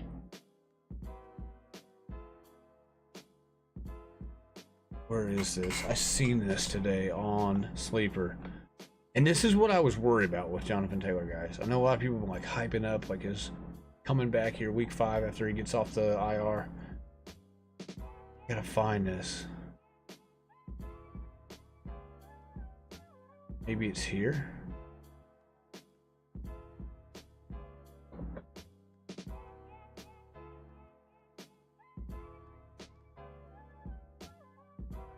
Here it is, right here, guys. Here it is. Let me pull this up. I'm telling you guys right now, if I had Taylor, I would try to maybe move this guy before a lot of people get wind of this. This was from Sleeper today. This was 15 hours ago. So this would have been like 9 in the morning. Colts running back Jonathan Taylor still doesn't want to play for the Colts. That's quoted. And the Colts, quote, still do not want to give him a long-term contract. This is per ESPN's Dan Graziano's at ESPN. So this was today. So, and Zach Moss is playing good, guys, and he played good the last 2 weeks. He's going to play probably pretty decent this week. We'll see how much Richardson takes from him. But this is an offense where running backs really could be good, and Taylor could be good if he comes back. But we got a report here that says he, quote, he still doesn't want to play for the Colts, and that the Colts still don't want to give him a long-term contract. And so, like, I seen this report today on my phone, and I'm like, dude, if I own, and I don't own this guy. I don't like own him at all. I don't own him in any of my main leagues. I really have no shares of him on Underdog here. But if I see, like I'm telling you guys, if I seen this right now, I would be trying to, if I had this guy and people are like talking up his return, you know, blah, blah, blah, I'd be trying to get rid of this guy. So this guy says, fuck you, Taylor. These guys are savages. I'm telling you guys right now, man, I'd be trying to move that guy, I think, for everything you can get for him, and talk him up. If you trade him to somebody who has no idea about this news out there, I'm telling you guys right now, he doesn't want to play for this team. He doesn't want to play for Jim Irsay. He feels disrespected. I guess I told you guys back before the season even started, like, you know, before we were even drafting, and we found out about the news of him and Jim Irsay, I was telling you guys, don't be shocked if maybe he came back, played, and, like, let's say he did get nicked up off of a play, and let's just say he decided to play off the injury because he wants to sit out because he doesn't want to play for this. So let's say he kind of like malingers, which malingers mean like you fake like an injury. But or let's just say he sits out more time due to like a small injury just because he doesn't want to play for this team. And we got a quote right here that he still doesn't want to play for the Colts. He doesn't want to play for Jim Irsay. He wants a long-term contract. You know what I mean? And so with news like this, man, and if I own this guy, I'd be selling this guy on the high. Sell him on the high before everybody else gets wind of this news. I don't know how many people in your league do or do not have wind of this news yet, but I'm telling you right now, come next week, come next week, like this time, Wednesday, Thursday, Friday, we're gonna, like, a lot of people are gonna start to really get light of this information. So I'm telling you guys right now, man, this is not good if you're Jonathan Taylor. So back to this question. I would try to move Pacheco and JT. Maybe you get your receivers are Mike Thomas, Puka, Dell, McLaurin, Deontay. Should I trade Pacheco and Mike Thomas? Trade, I mean, yeah, I recommend that's not a bad trade. Pacheco, Mike Thomas for AJ Brown. I would do that in a heartbeat. Maybe do that, and then in a separate trade, try to trade JT and get, you know, package JT with gosh, McLaurin maybe, and try to go get another receiver or another running back that's an upgrade. I'm trying to think off the top of my head who it could be. Maybe you could work your way into Kyron Williams or James Cook or even Josh Jacobs, maybe off of his bad weeks. Right, you'd have to do it like today. I think after this week, you may not be able to do it for somebody like Jacobs and even James Cook and Kyron Williams. I think all three of them could have decent weeks this week. So Puka going to be unstoppable once Kupp is back, in my opinion. I don't think so. I think you guys are going to see Puka kind of start to dip his numbers down a little bit once Kupp comes back, and especially if Kupp stays healthy. The way their offense is ran is they garner their offense around one guy, and that guy has always been Cooper Kupp. Puka has just been filling in for Cooper Kupp right now. I think if there's a guy who can survive Kupp coming back, it's Tutu Atwell, because Tutu Atwell is the deep play guy. He's the guy who runs the deep routes. Kupp and Puka have the same role in the offense. Puka is just filling in for Kupp right now. I promise you guys this. And if you guys go watch Underdog Fantasy's video about this, they basically say the same thing about this. They have like a little breakdown with Puka, with Steve Smith and Hayden Winks. I recommend you guys go watch that video. They talk about Puka's film and stuff, but they're predicting the same, that like once Kupp comes back, Puka's kind of gonna get. I'm not gonna say he's gonna get phased out completely, but his role, he's not gonna get you 20 targets and 15 catches like he had week 1 and stuff like that, or week 2 or whatever it was that he had the 20 targets and the 15 catches. You're not gonna see that. You're gonna see him catch 3, 4, 5 balls probably, and really it could be less than that in certain weeks. So I recommend you guys go check that video out if you guys haven't watched it. And I agree with them. Because they run their offense through kind of one guy off the one read.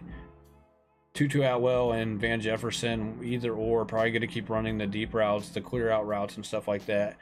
Tutu he's a speedster guy who you can use him on a jet sweep and stuff like that. So I think Tutu could survive.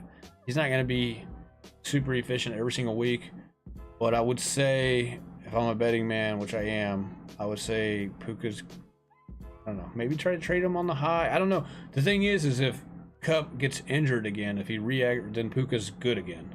You know what I mean? So really just depends on the how healthy Kupp is and if he can stay healthy. Dropped the Jets defense. I'm streaming defenses this year. I play the pass defense this week. Ravens this week. Switching to them. I'll go over defenses a little bit later here. Side eye. Fields to the Saints. Maybe. Get Carr out. Yeah, maybe. I mean, he's out right now because he's hurt. He offered me JT for Mike Evans as well. Same guy, but I still have hope for him. Wait, he offered you Jonathan Taylor for Mike Evans?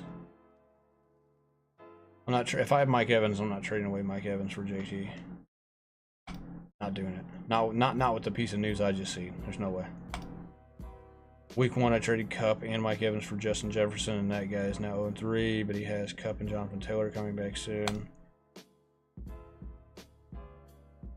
That guy shouldn't be allowed to play fantasy. Who's that? And also said he believes that Taylor will play his first snap this season, will be for a different.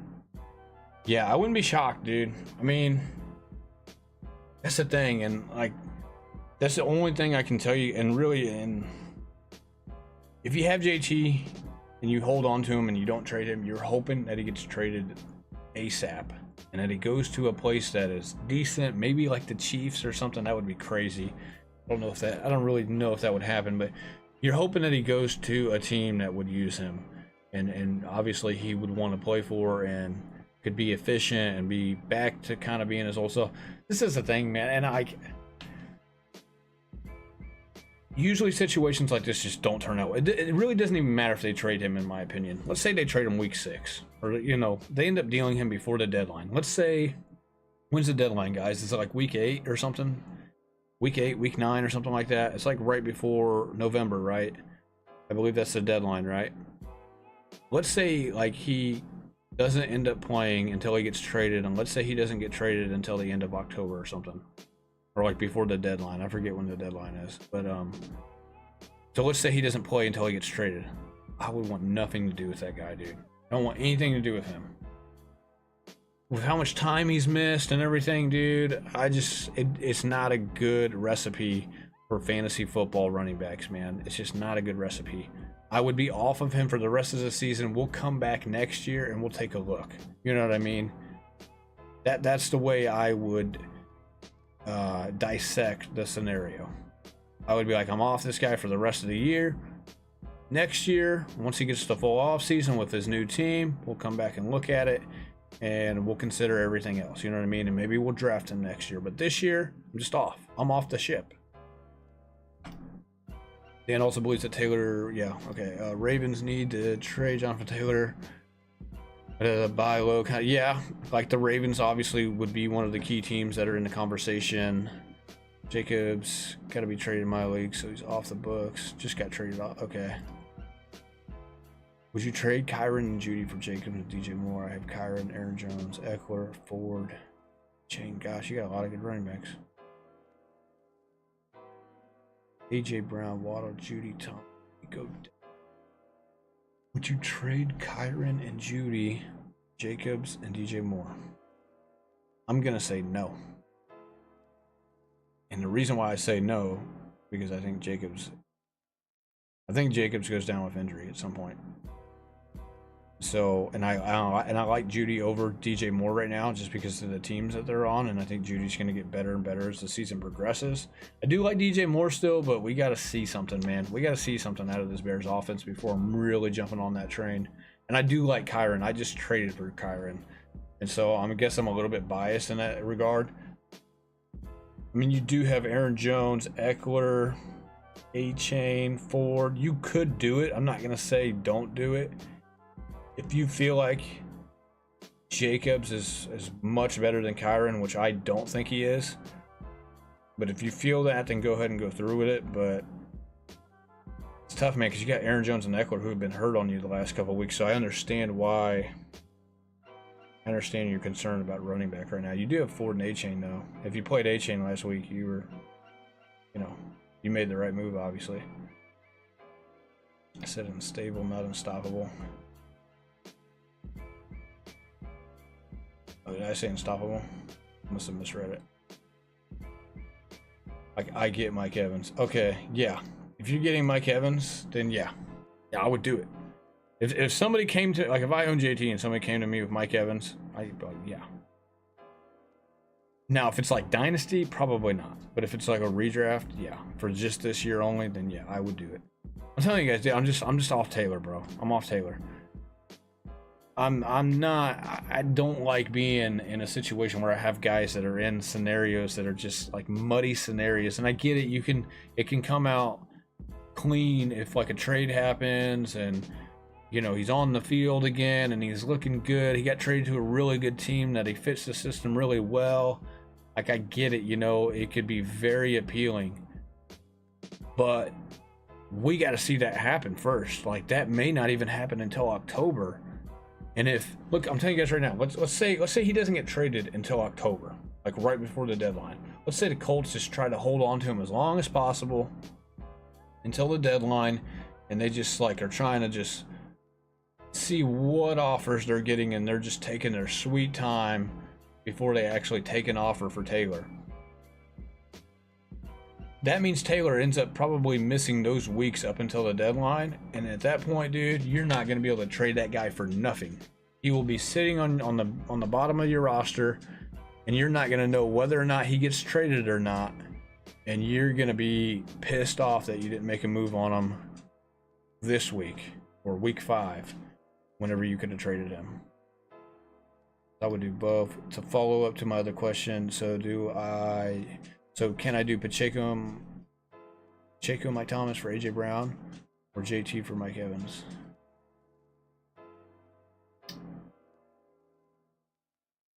I mean, you can do both of them, right? Can you do both or no? If you can do both, I would try to do both. If I had to pick one or the other, I would probably do the Pacheco and Mike Thomas for AJ Brown first.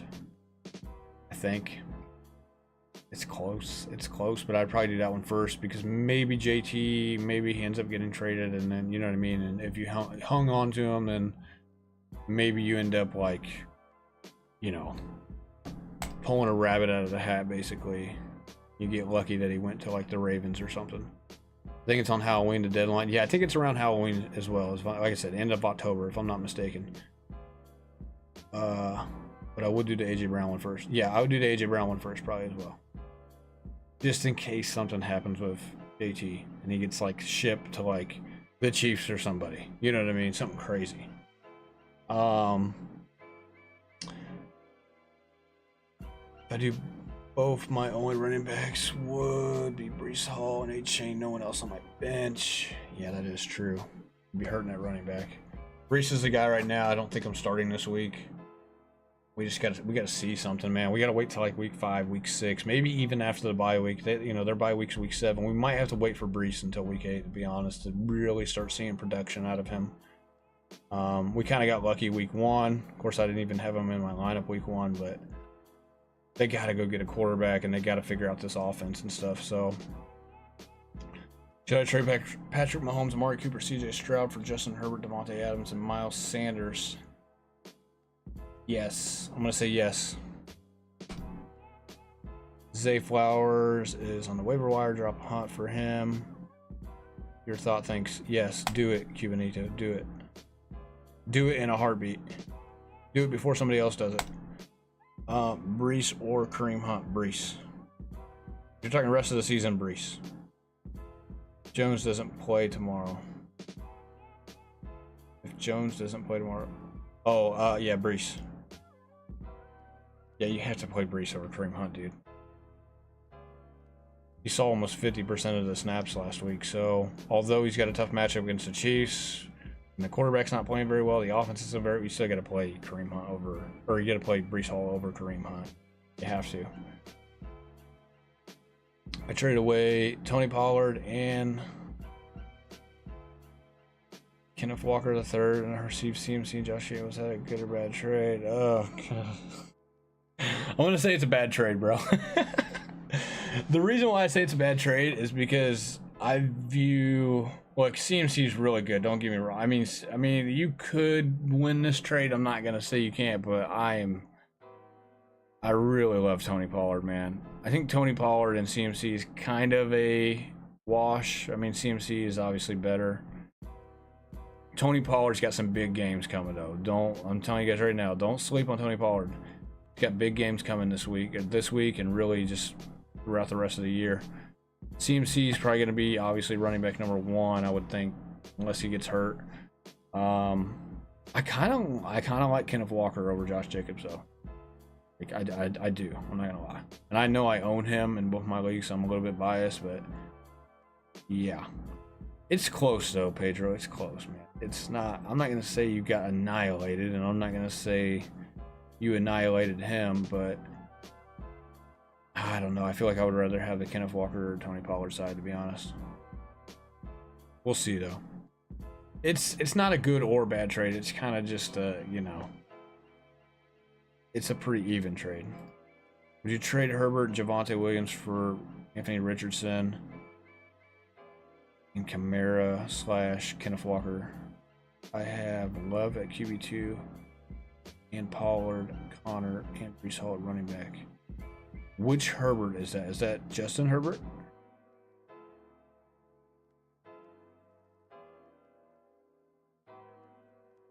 You're talking about Justin Herbert and Javonte for Richardson and Kamara or Kenneth Walker.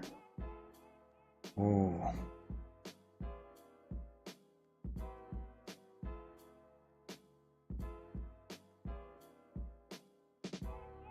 You're trying to get another running back over Connor and Breece Hall is what you're doing. But you're sacrificing your quarterback. But you do have Love at quarterback too. I like Herbert so much, man. Herbert is an MVP candidate. You think you can make it up? Like if you think you can maybe get away the rest of the year with Love, then I would do it probably for Kenneth Walker. Like Richardson and Kenneth Walker. I mean, you could do it for Kamara, but I would like Kenneth Walker a little bit better. I think Kenneth Walker's the real deal. He is the real deal. Gosh, man. I get that, man. I get that you want to do this trade because you feel like you could up your running back play here because you have Connor and Breece. But I get it, dude. You're worried about Connor because he plays on a bad team, and then Breece obviously hasn't been producing because the slow start, bad quarterback play from Zach Wilson, and the offense has just looked really just terrible. It's a close one, man. Because I really don't want to get rid of Herbert, man. If I'm you.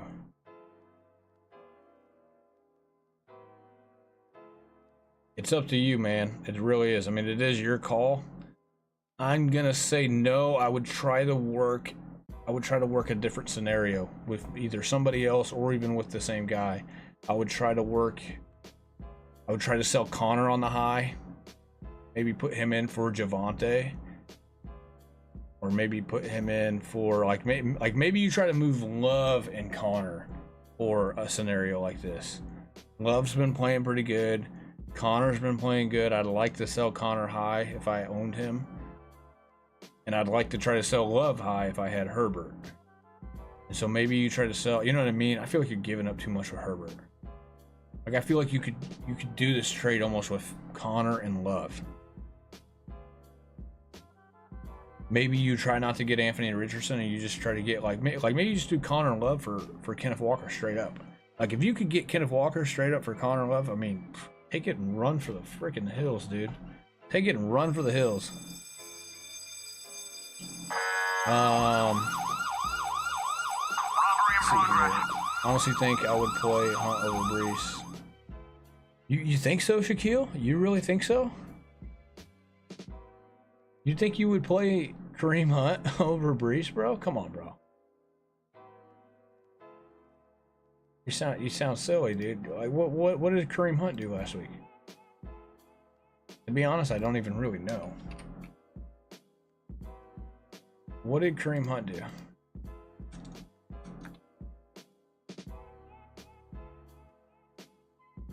He played 20% of the snaps, 5 touches for 13 yards, bro.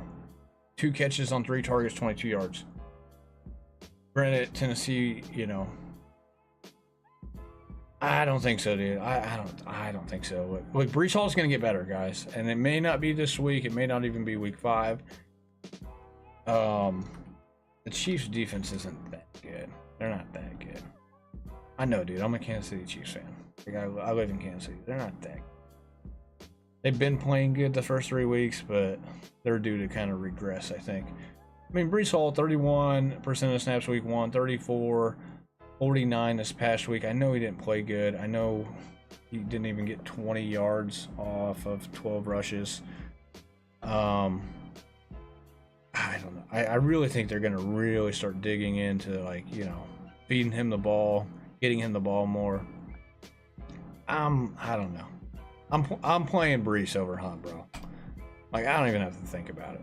If those are my 2 options that I have to go for, I have to remove 38 fab left out of 100. Someone drop Waller. How much fab do I drop on Waller?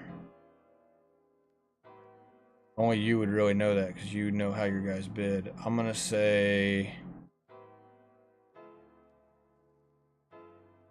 depends, man. I don't know how your guys is I don't know how the guys in your league bid. I'm gonna say like $7, $8 maybe should get him. Maybe. I don't know. It depends on your guys, man. Sometimes I don't even really know what to bid in my league because even though I do kind of know my guys,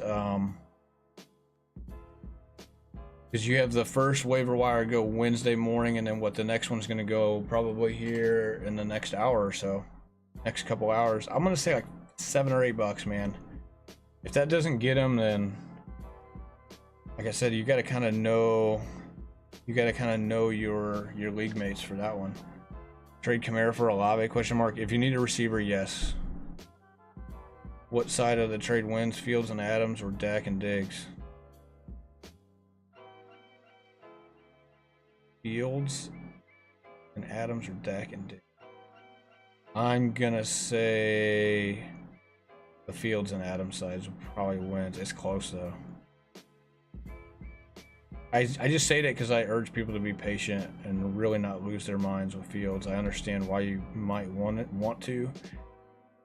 I do think Adams is better than Diggs though this year. I still have Aaron Jones.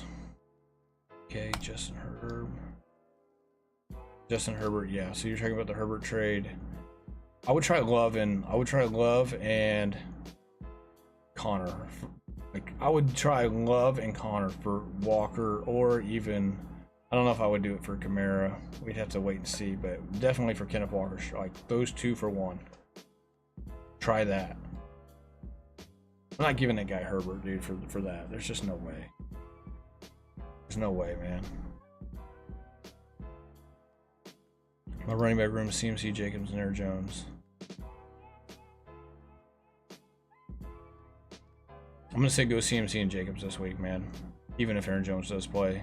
I'd want to see how he fares coming back and see how limited maybe he is this week. Should I start Dalton Kincaid or Musgrave? Should I trade away Gibbs and James Cook for Eckler half PPR? Oh, man.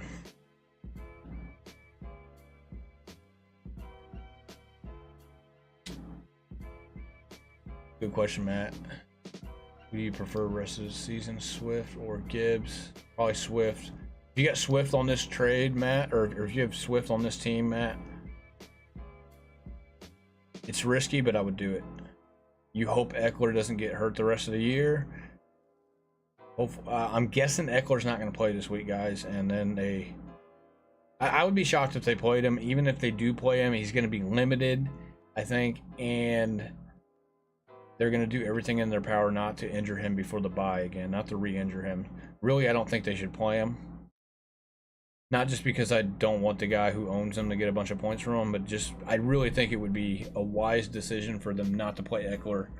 Let him go into the bye, have the bye week off as well, maybe practice a little bit, get the ankle better, and then come back week 6. So, Matt, if you want to go for high ceiling and high reward, and maybe a little bit of risk because of him maybe getting injured, you got to think it's a high ankle sprain. It's not the end of the world. As long as he comes back healthy from it, it's not like a hamstring where it can linger all year. The high ankle sprain's not bad. I've had one. You can get over it. Just takes time, obviously. Not as much time though as like a hamstring. Hamstring could linger all year, just like a groin could. So high ceiling, high risk, high reward. Go with the Eckler. Like take the Eckler side. But I do like Gibbs and Cook. But if you got Swift and maybe somebody else behind these guys that's pretty good, then yeah, I would take the chance if it could win you the league this year. If you look at the stats, you'll think I'm an idiot, but if you watch the game, you see different story. Titans run D is no joke. Yeah, I agree. I think, look, man, I traded Mixon this week. I traded him actually today. I think it would be wise to try to get everything you could for Mixon. If not, you may have to wait a couple weeks. I think he's going to have a little bit of a down week this week. He hasn't really looked good all year, the first 3 weeks, and you know, we really kind of got lucky that he fell in the end zone Monday night. So if he doesn't have a good week this week, which I don't think he will, and I get it, you know, matchups aren't everything, but the Titans have been solid against running backs. It's gonna be, you know, it's gonna be tough for him to have a good week, and if he doesn't have a good week, you're not gonna be able to trade him. I might holding on to Brees, but just hoping he breaks out after his bye. Like main guy's trying to trade Pittman. I've offered him my other running backs, but nobody yet. Yeah, tough to make trades, man. Especially like in my league, everybody's a stage 5 clinger. And he didn't really have any opportunities. You're talking about Mixon? Mixon's getting the opportunities. I feel like he should be getting more, but he's getting solid opportunities compared to most running backs in the league. And it was his first game back. Wait, who are we talking about? Are we still talking about Mixon?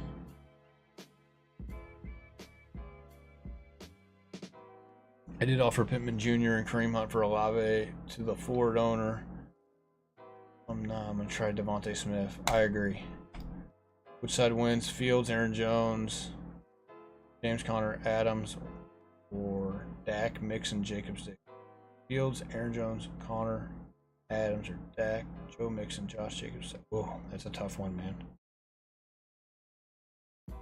The side that wins is the side that gets the guys that don't get hurt. You know what I mean?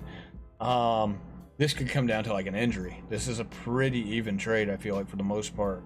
I think Adams and Diggs is kind of a wash. Jones and Jacobs are kind of a wash, in my opinion, too, if Jones stays healthy.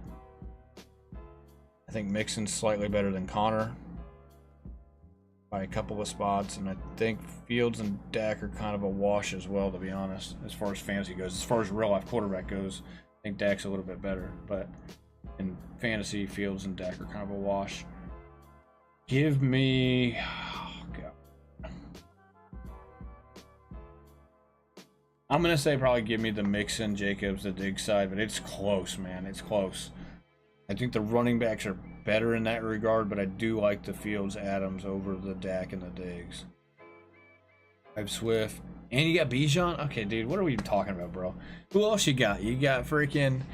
You got Barry Sanders on your team, too? This guy says I got Swift and Bijan. Then, yeah, trade away Gibbs and Cook for Eckler, dude. Take the risk. If he ends up hurt, I think you're solid with Bijan and Swift. You may not even really... You shouldn't even have to really make this trade, I feel like. But it's worth the risk. You could end up starting... If you could end up starting Swift, Eckler, and Bijan on a week-to-week basis, potentially... And you got week 11, week 10, and a week 5 bye. So they all have different bye weeks. So you'll have 2 of them in each week no matter what. Yeah, go for it. What are we talking about here, dude?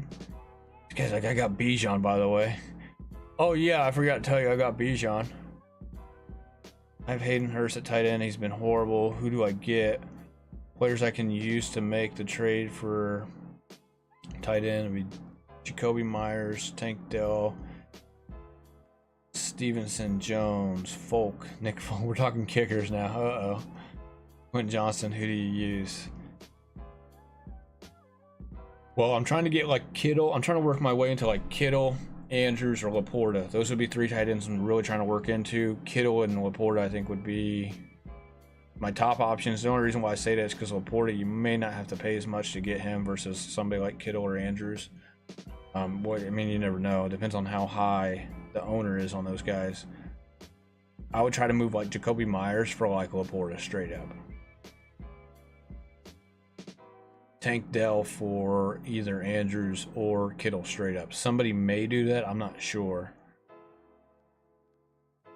Jacoby Myers would be the first guy I try to move, though. You could maybe move Quentin Johnson as well, but it's risky because I feel like Johnson has a little bit of upside. But really, like if you said, hey, this guy will take Quentin Johnson, if you said, hey, Wayne, I could get Mark Andrews right now. If I give it Quentin Johnson, I would do it in a heartbeat. I mean, if I could get Kittle or Mark Andrews for Quentin Johnson right now, like let's say somebody wanted to do that and they would take your Quentin Johnson, I would take it and run for the hills. Having 3 running backs scares me though. With the injuries, having Bijan, Cook, Gibbs makes me feel safe. Yeah, if you want to go that route, you can go that route too, Matt. I mean, I don't even know why we're even talking about this. I feel like you're fine at running back. You don't have to go get Eckler, bro. I mean, you're fine. You got Swift, Gibbs, Cook, and Bijan. Like, you don't even need to make a move. Really, if I'm trading one of those guys, I'm probably trying to get a receiver. But if you got good receivers, then just hold on to everybody. Ridley, Gibbs, and receive Devontae. Yeah, you could do that. I wouldn't be against that. I wouldn't be against holding on to them, though, either. I don't know. Who else are your receivers, Matt? Everyone thought I had a single brain cell for taking Jacoby Myers off waivers instead of Nico. Yeah, I mean, I think both guys are good. Jacoby's the real deal. Yeah, I worry about, though, like, if I worry about Jimmy G not playing this week if Hoyer comes in. I don't know what to expect from a different quarter. I feel like Hoyer would just come in and maybe Myers isn't quite as involved. Should I start Miles Sanders or James Cook? It's tough. Sanders has a decent matchup and he's got the volume, but I like Cook, dude. If it's full PPR, it's definitely Cook. Just Keenan. That's all you got. You got Ridley though too. I know Ridley's been a little bit disappointing the last couple of weeks. If you want to move into Devontae because you're worried about Ridley disappointing you, then trade Ridley and Gibbs. Yeah, I would hold on to James Cook. You're definitely holding on to Bijan and Swift. Yeah, Gibbs would be the first guy I'd probably move in that scenario. And I haven't got to my quarterbacks. You guys are killing me here with all these questions. Let's try to finish these quarterbacks here. At least finish the top 24. All right, so Jones 13. Like I said, decent matchup. They should rely on him to probably try to win this game, especially if Barkley's not in the offense. Even if Barkley is playing and he does look decent, it should help Jones be a little bit more, efficient on the offensive side of the ball. Quarterback 14. It's pretty close here. I'm gonna say we gotta go Geno. Geno's look pretty good. Giants defense terrible. Give me Geno here at 14. You're gonna lean on Kenneth Walker a little bit. You might see a little bit more of Charbonnet as well, but I do think the passing game is gonna be pretty solid. Purdy was pretty good against them. Really, and Josh Dobbs was pretty good against the Giants defense in that first half. I don't see any reason why Geno wouldn't be pretty good as well. 15, I'm going to go Stafford here. I'm a little bit higher on Stafford than most people, I think, as far as this week consensus goes. Give me Stafford. Colts defense, their secondary can get beat deep. They will throw the ball, I think, quite a bit. High point total as well. Indoors, give me Stafford. This is definitely a bit higher than most consensus this week. 16 through 24. Let's go 16. Let's go Russ. Bears defense. 46 point total, probably 46 and a half, I think, by now. Give me Russ here at 16. Just a better matchup than some of these other guys.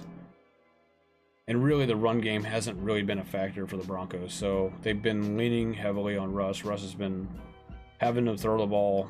Of course, they've been behind as well. That probably doesn't help them, as far as the running backs go. So give me Russ here at 16. 17. This is tough, man, because he plays Thursday night, and I hate Thursday night games. Give me Jordan Love, though. Give me Jordan. Jordan Love's just been so good. He's been very efficient, very reliable from week in, week out. I do think he may have a little bit of a subpar game compared to the last 3 weeks because it's a Thursday night game, division rival, and really one of the better teams that he's probably faced outside of last week against New Orleans' defense. But give me Jordan Love here. 18. I'm going to go... Let's go to Deshaun Watson. Maybe he runs one in this week. We'll see. This is neck and neck, guys, with a lot of these guys from 16 on down. These guys are going to be points apart, like decimal points apart in some leagues. So give me Deshaun Watson here at 18. 19. We're going to go Jared Goff. Where's Jared Goff at? Once again, kind of the same thing as Russ. Only their team's been playing better than the Broncos. Maybe we see Montgomery play tomorrow night. We'll see. I would boost Goff maybe a rank higher or two if there's no Montgomery and they're really having to pass the ball. Gibbs, they're not really. I wish they would use Gibbs the same way that the Dolphins are using A-Chain. I wish they would do that. If they did that, Gibbs would be really, really good. He'd be phenomenal. But they're not putting him out on the outside and in space and getting the ball in his hands out in space, I feel like. So, thanks. Yeah, no problem, man. Trade Jameson Williams. For Thielen, full. I'm going to say yes, Julio. I would take the Thielen side. Just try to trade away Fields, Adams, and D-Hop for Dak, Evans, and Diggs. Wish me luck. Okay. Let me know how it goes. Do you start Love over Fields? Oh my gosh. I'm going to say yes. I wouldn't be shocked though if Fields outplayed him in fantasy. But if you're worried about, if you've been starting Fields over the last 3 weeks and you want to like move off of that, we'll say yes. Just keep in mind it is a Thursday night game for Love, and it may not be his best week whenever you factor in the last 3 weeks. Am I the only one who thinks Josh Palmer could pop off and he kill him more offense? He's going to get so many targets. Yeah, I think Palmer is going to be the better play over Quentin Johnston early. I think once we get later into the season, Quentin Johnston could be better.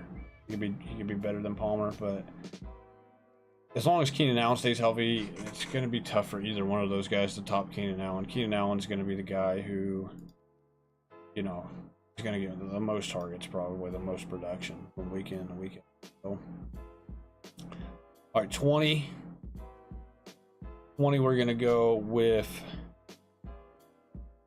Dak. Maybe Dak bounces back here a little bit after that terrible loss to the Cardinals. Give me Dak here. 21, CJ Stroud. I think this is going to be a little bit of a rough game for them against the Steelers' defensive line, especially with the offensive linemen still being out, a lot of them being out. I believe they got Laremy Tunsil back on the offensive line, so that kind of helps, but they're still missing a couple of guys. You know, you could see him get sacked a few times in this game, but I think as far as fantasy goes, he's still going to be throwing the ball. They are the underdogs as well. I could see them winning this game against Pittsburgh, but if it's close, maybe if they're a little bit behind, you can still see Stroud throwing the ball. So Stroud here at 21. 22, I'm going to go with... You guys thought I was taking Zach Wilson, didn't you? Kenny Pickett. Same game here against Houston. Give me Kenny Pickett. The run game hasn't been much of a factor. Najee's been bad. And really, they haven't really given the ball to Najee a ton of times either on top of that. And you got Warren working out of the backfield as well. Give me Pickett here at 22. 23.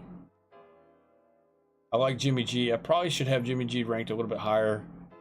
This is obviously if he plays. I don't know if he's going to play or not. If he plays, though, he's obviously inside the top 24. He would be a decent starting quarterback for a super flex, like your number 2 quarterback. You're in a super flex. But he's got to play, obviously. And then, last but not least, out of all these guys, I'm going to pick... I don't even know why Carr's on here. Carr's hurt. I'm not going to put Winston on there, though, either. I wouldn't put Winston inside this. Mayfield's going to be number 24. So, Saints defense this week, it's going to be tough for them, but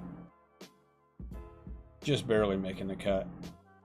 These guys are going to be the guys you're benching this week. Hal, after last week, he's got the Eagles on the road. Eagles have a pretty good defense that's gotten some of their starters back. They're picking up pace. They're picking up their play as well.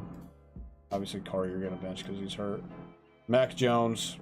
I think Dallas's defense bounces back a little bit this week. Could be a rough week for Mac Jones. We'll see. Mac could be like 25. He could be like you could maybe substitute him. Like if Garoppolo doesn't play, this is what I would do. I would throw Mayfield in here and I would throw Mac in here. So Mac's like right here on the edge of being inside the top 24, I would say. So really, let's just put Mac here at the top. Let's put Wilson all the way down here, like off the page, because he sucks. Young would probably be right here. Barr's obviously down here because he's not playing. Let's just say this is Winston right here. Winston would be like here. Give me Tannehill, give me Ritter, and give me Sam. I'd probably give you Sam Howell over Ritter. Ritter just doesn't. They just don't throw the ball. So, if you had to trade away one running back, would you trade away James Conner or Aaron Jones? I would trade with James Conner, and I would sell him as high as I could based off of what he's done the last 3 weeks. Start James Cook versus Miami or gives James Cook. James Cook. If Montgomery plays, it's definitely James Cook. It's like you don't even have to think about it. All right, guys, let's do. Can we just do everybody? Should we do running backs, receivers, and tight ends and defenses? I feel like I've been live for 2 hours. Let's just do running backs, and then we'll go over receivers, tight ends, and defenses tomorrow. Okay. This is kind of getting late. I've answered so many questions. All right, running backs. This is gonna be. We can do this one pretty quick. Where the heck is CMC at? There he is. He's right here. CMC is number 1. It's not even close. Obviously, he's number 1. Tony Pollard is going to be number 2. We find Pollard down here somewhere. Boom.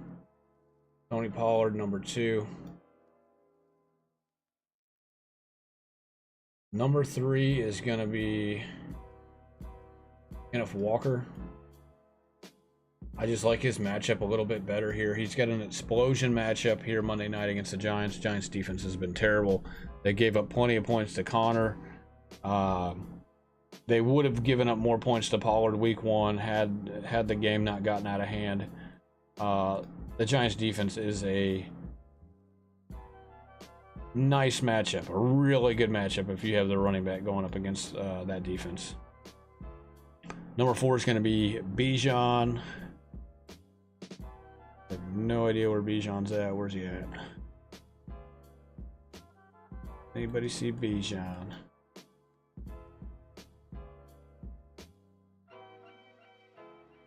There he is. Boom.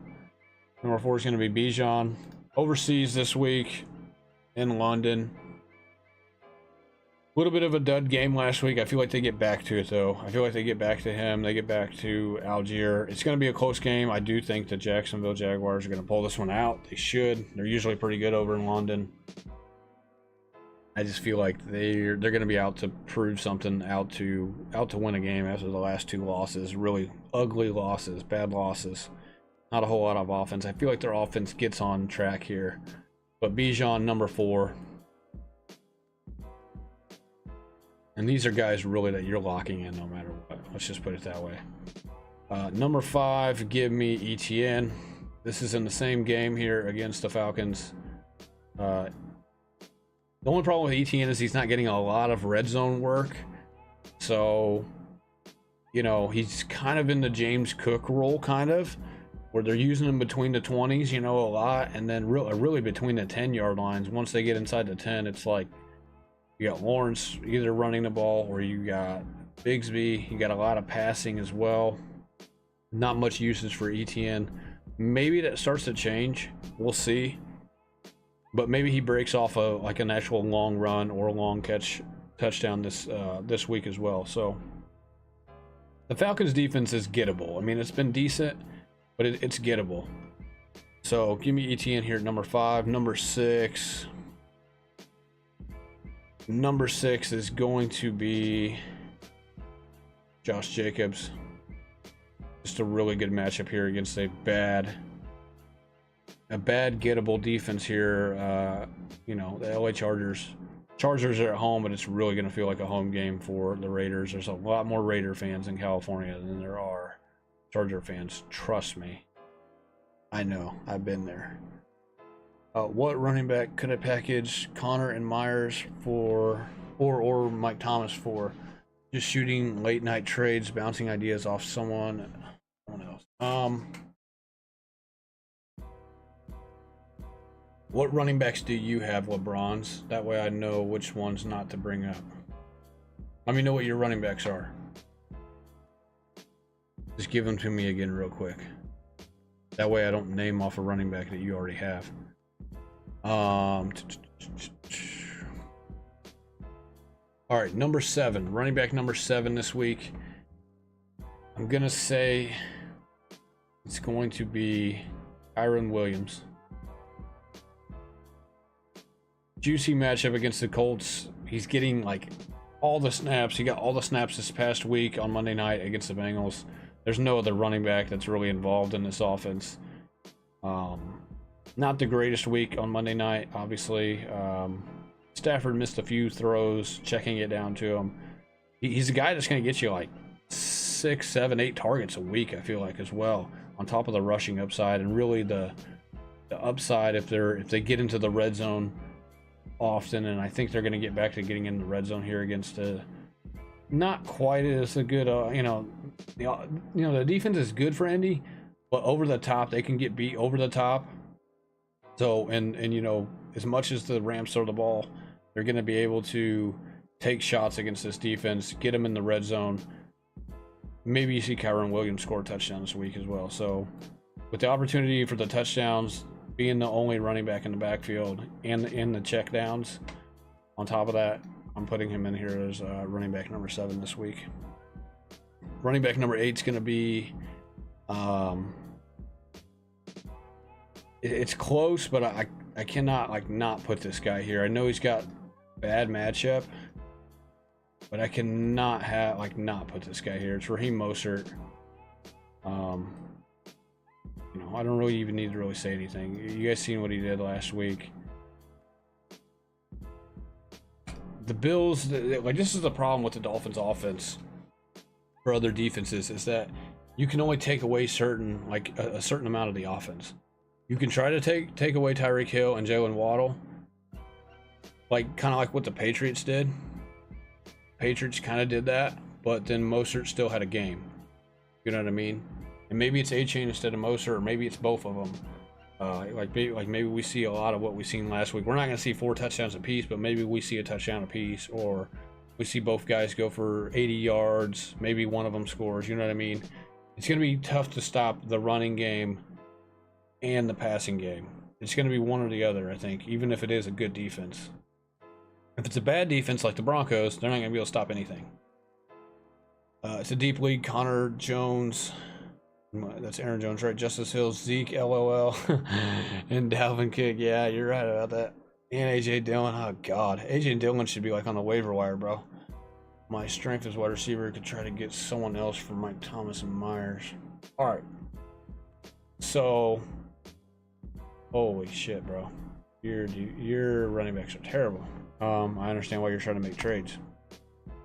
Kyren Williams is up there. You're not gonna be able to get Mostert. He's just been playing way too good. He's number 1 running back. Maybe try to get somebody to give you Walker. I don't know. You have to kind of know your owners. Do you know these guys that you're in the league with? Maybe you know which guys are susceptible to making stupid trades.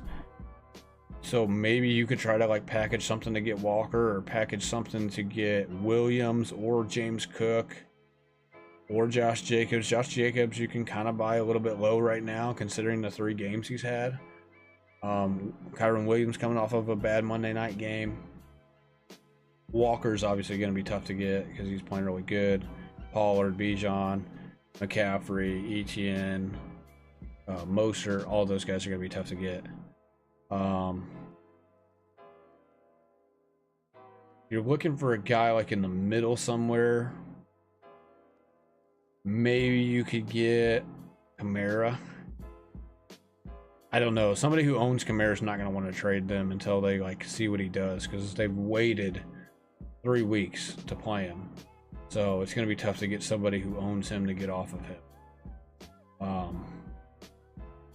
My top go out and get running backs that you can buy low on. Let me just look. We did this the other night.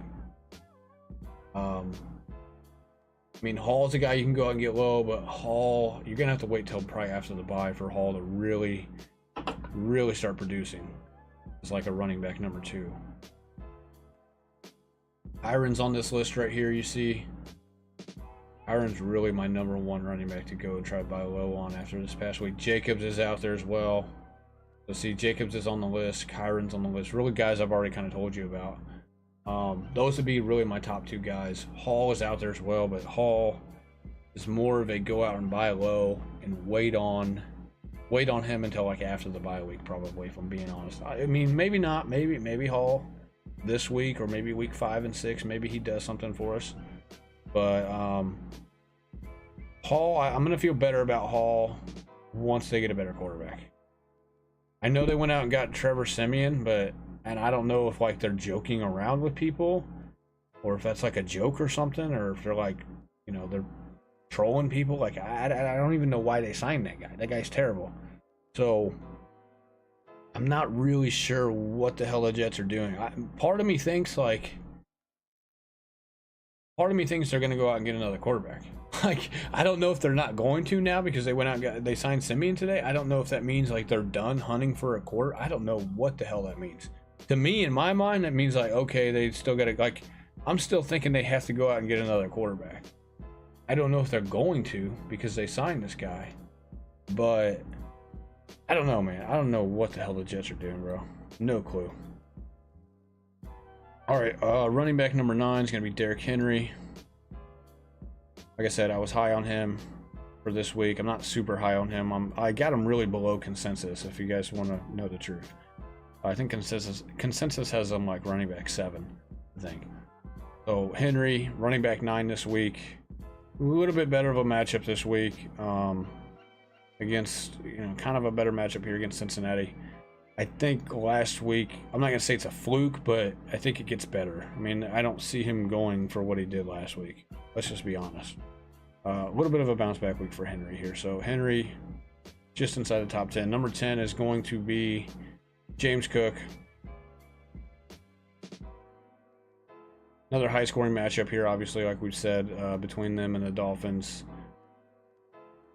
Cook is a very explosive back. If you guys drafted this guy like round 8, 9, 10, or whatever, very good pick. Matt says smash the like. Yeah, I would appreciate you guys smash the like, subscribe if you're new. I appreciate you guys tuning in this late. You guys are like a graveyard crew for me. I'm gonna try to be on a little bit earlier tomorrow. Maybe I'll try to be on like maybe in the afternoon, like 4 or 5 p.m. my time, and we'll finish off the wide receiver, tight ends, and defenses before the Thursday night game. All right, running back 11. It's going to probably surprise a lot of you guys here. Zach Moss. I think Moss, if Richardson plays, which he probably will, we could see maybe a little bit of opportunities taken away from him probably, but he's still a top 12 guy. He's been getting a ton of the snaps, pretty much all of the snaps. I think Trey Sermon got a couple last week, but it's been mostly Moss. Moss is going to be the lead guy this week again. Rams defense isn't the greatest. It's gettable, especially in the run game. So give me Moss here. You got touchdown opportunities here for him, and it's like I said, it's like 47.5 point total. It's one of the higher point totals this week. So give me Moss here at number 12 or number 11. Number 12 is going to be. It's going to be DeAndre Swift, man. It's close between him and Gibbs. Gibbs is going to be 13. Just put him up here. But give me Swift. Let's just throw Gainwell and Penny over here. Swift is right here. Swift's going to be running back 12 this week. My running back 12. Pretty good matchup here against Washington. They're at home. I think Swift has kind of solidified himself as the running back 1 for the team. We saw Gainwell get a few carries, but I mean, let's be honest. Swift between last week, week 3, this past week, and week 2, he solidified himself as the running back 1. They're going to ride him most of the way. You're going to see Gainwell get worked in a little bit here and there. You're not going to see much of Scott, or you're definitely not going to see like any Penny at all. So we should put like a little like graveyard, like tombstone above like Penny. He's pretty much done. He needs a trade or something. He's not going to ever play it down unless guys start dropping like flies. Running back number 14. Running back number 14 is going to be Joe Mixon. Joe Mixon, running back 14. He could be lower on this list because of the defense that he's playing. Maybe we do move him lower. Maybe we put him. I'm trying to think of who we would put over him. I'm gonna say that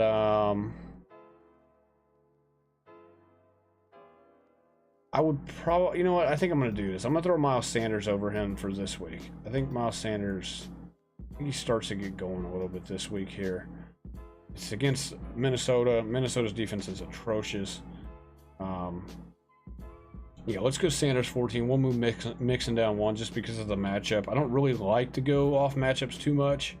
They are a little bit of a factor. They're not too much of a factor, but that going along with Burrow, I think Burrow was in the gun most of the time Monday night because they don't want him turning his back to the defense on play action passes and stuff because of the calf. So you've seen a lot of the runs for Mixon were out of the gun. I don't know if you guys seen that on Monday night, but a lot of his runs were out of shotgun, which I don't really like because it's good to mix in a couple every now and then, but he almost like every single one of his runs was out of the shotgun. So, and that's because they're trying to protect Burrow with this calf.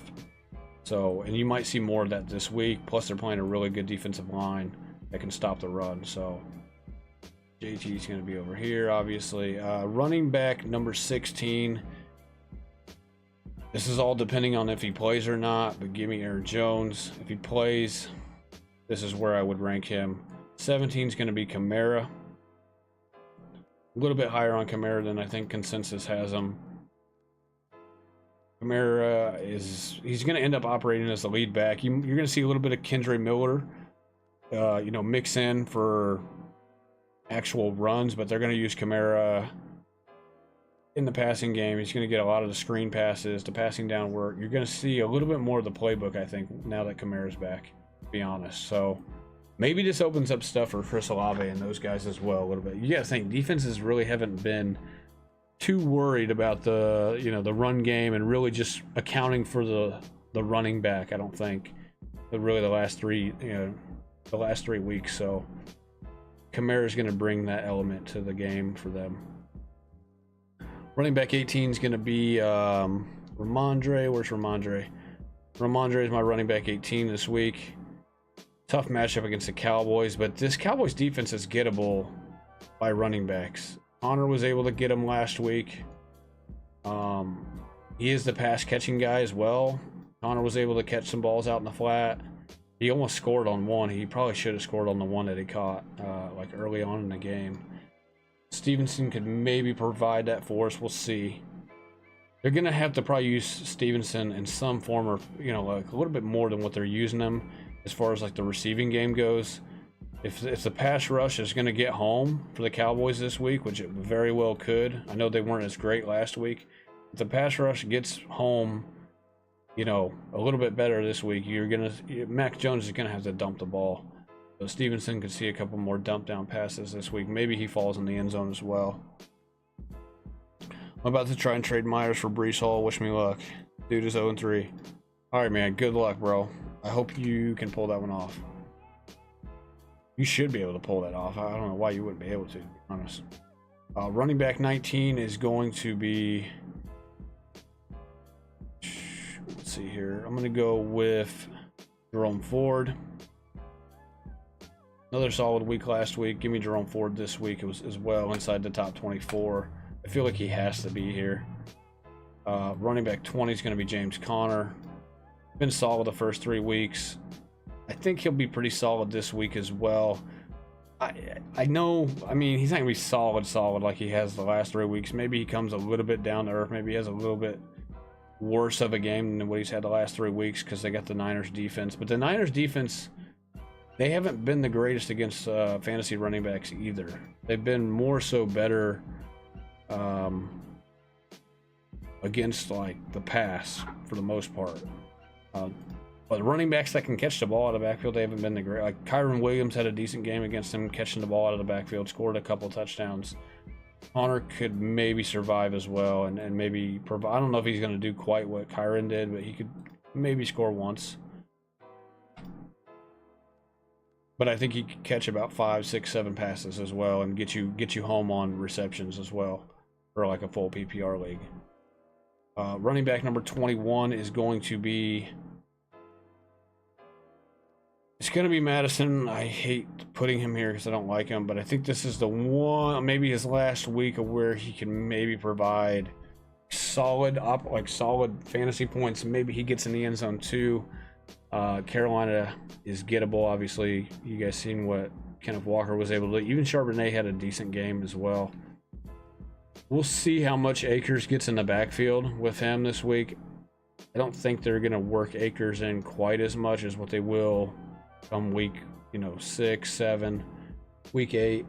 So maybe this is maybe the last week of Madison really getting about 60-70% of the touches until week 5 or week 6. So give me Madison here at 21 with a solid matchup. 22 is going to be... I don't even know, man, if I want to take this guy.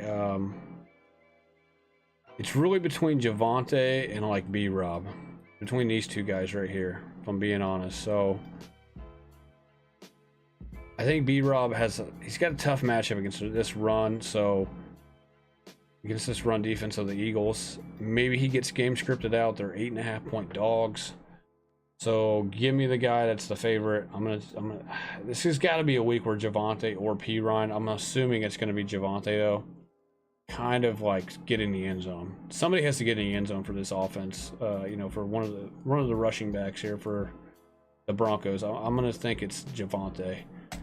So Javonte 22. I think he gets in the end zone this week. B-Rob right behind him. A little bit tougher matchup. Eagles got a pretty good rush defense, but B-Rob's going to have a lot of the opportunity here because Gibson, the coaches don't trust Gibson anymore. He fumbled the ball. He's not, he had a negative game script, which is where he comes in on the passing downs, supposed to provide, and he didn't do anything last week. So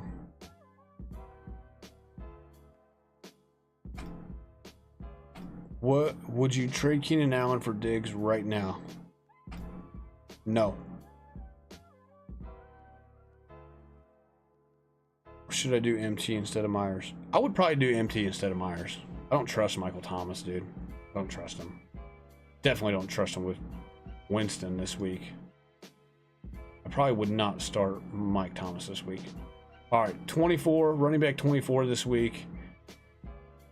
I don't even have him on here, guys. I apologize. Really, I should have Eckler in here. If Eckler plays, Eckler should probably be mixed in here somewhere. I'm just going to say Eckler doesn't play, though. I'd be shocked if he played. Same thing with Barkley. I don't think he plays. 24 is going to be A-Chain. I just don't have A-Chain on here, guys. Let me make an A-Chain real quick.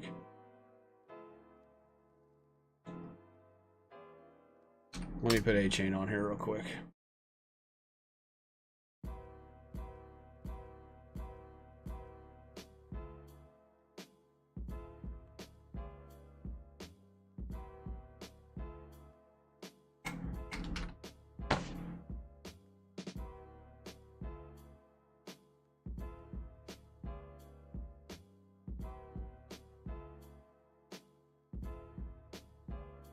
Let's get him on here real quick. Yeah, I would do Mike Thomas instead of Myers. LeBron says Diggs all the way. Jesus Christ of the league. Yeah, I'm not sure, man. I'm not sure about that, man. I do worry about injury for both of those guys, man, because they're older receivers. I don't know, man. It's going to hurt Keenan Allen a little bit that Mike Williams is gone. So you can make a case for Diggs because of that. But maybe it's not so bad. Maybe Quentin Johnston coming in, running clear out routes, running deep routes. Maybe that helps Keenan Allen maybe as well. So maybe it fills in for Mike Williams and he doesn't, you know what I mean? It doesn't really affect him that much. I think you can make a case either way. Go with your gut, man. Go with your gut. It's close. Those guys are neck and neck, in my opinion. They're right next to each other in the rankings for the rest of the season, as far as I'm concerned. So, would you rather have Keenan or Diggs the rest of the way? Well, it's a coin flip, man. Like I said, they're close guys in the rankings pretty much the rest of the season. it really just depends on what you believe. I don't think you could go wrong with either guy. I could understand a case that would be made for Diggs, and I can understand a case that would be made for Keenan Allen. It does hurt that Keenan Allen lost Mike Williams. Maybe Quentin Johnston fills that role in where it doesn't hurt quite as bad and he can survive. I do think Mike Williams and his route running and him being on the other side and what they do with him, I think it helps get Keenan Allen open. So you can make a case that now that that's gone, maybe Keenan Allen isn't quite as effective. You know what I mean? So maybe Diggs is the way to go if that's what you believe.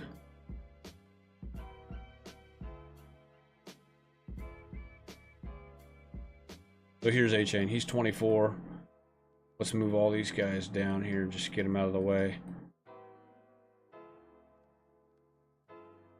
Let's go. So, like, for running back threes here, let's just go running back threes because this, I don't even know why I have these guys over here. They're not running back threes. He's not a running back three. These three are definitely not running back threes, especially Gibson. These two are probably not going to play.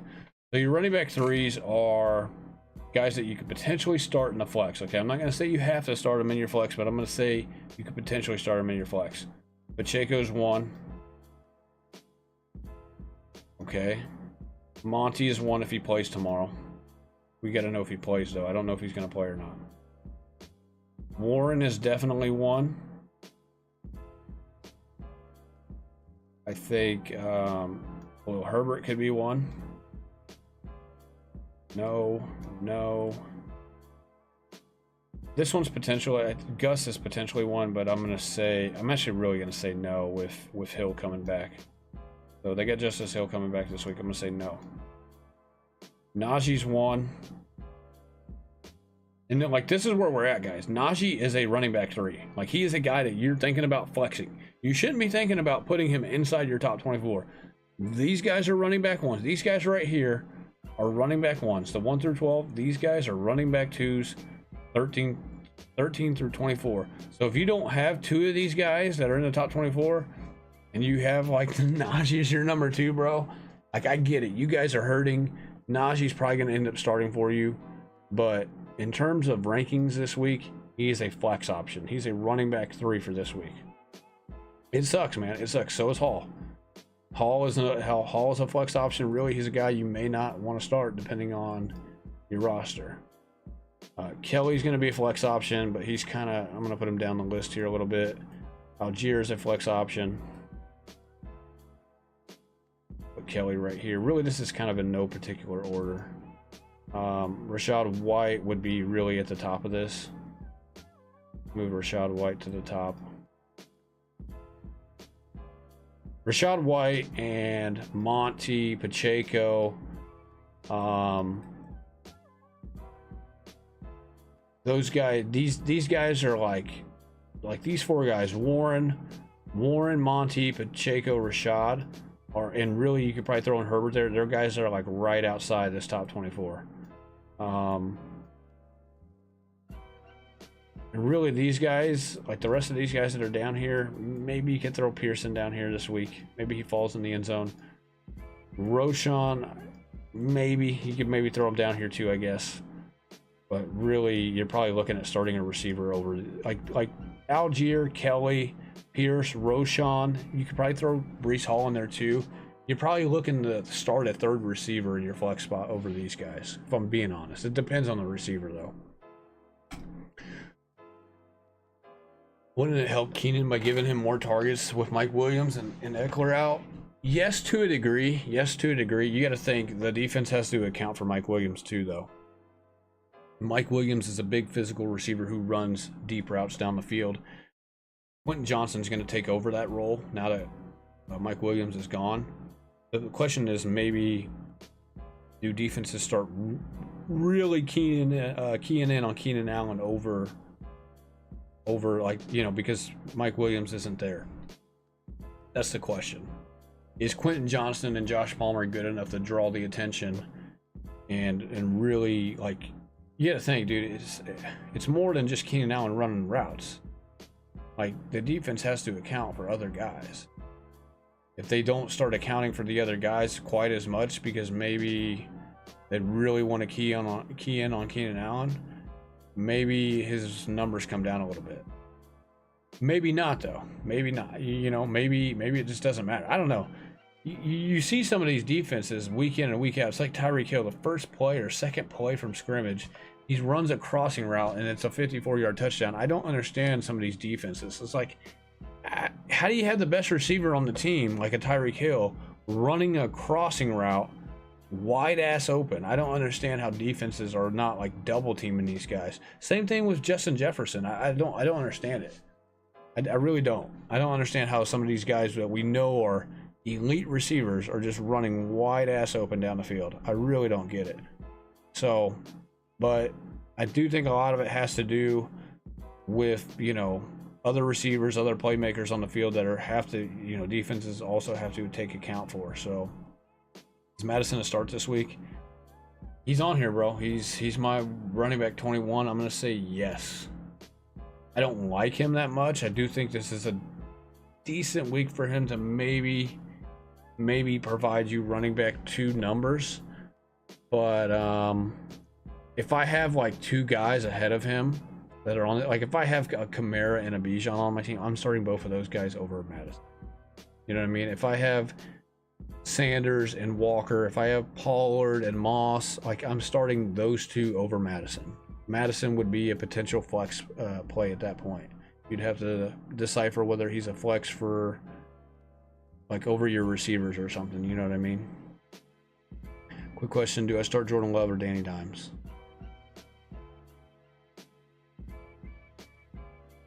I think Danny Dimes could have a decent week this week, but give me Jordan Love. Give me Jordan Love for stability. Reese says Danny. Says, really? Danny could outplay him though. Don't get me wrong. It wouldn't shock me if Danny outplayed him. Danny's got a better matchup. I don't like that Love's playing a Thursday night game. Love for stability. Danny Dimes, I think, has the higher ceiling though this week, if I'm being honest. So, risk versus reward or stability, you know what I mean? Certain people argue that when fantasy startable receivers get injured. Let's go back to the quarterback rankings. I mean, I do have Danny Dimes ranked over Love. So, and that's because I do think he has a better matchup, and I do think he has a better explosion for this week. Like there's a greater chance of him, like really the greater chance of the Giants leaning on Love. Love has more time to prepare for this game than what Love had, I keep saying Love. Daniel Jones has more time to prepare for this game. They're coming off the Thursday night loss into a Monday night game. I would probably tell you Danny Dimes, to be honest, if I'm being honest. So, yeah, I got him above Love on here for a reason.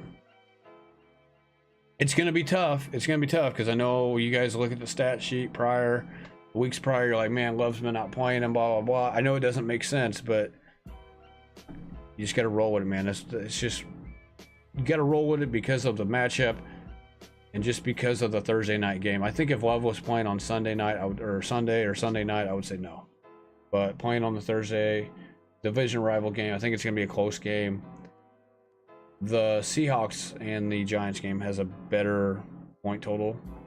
Really, I think it's got better opportunities for scoring. So give me Daniel Jones. Barely, though. It's close, man. It's the 13th ranked quarterback against the 17th ranked quarterback. So keep that in mind. It could be close.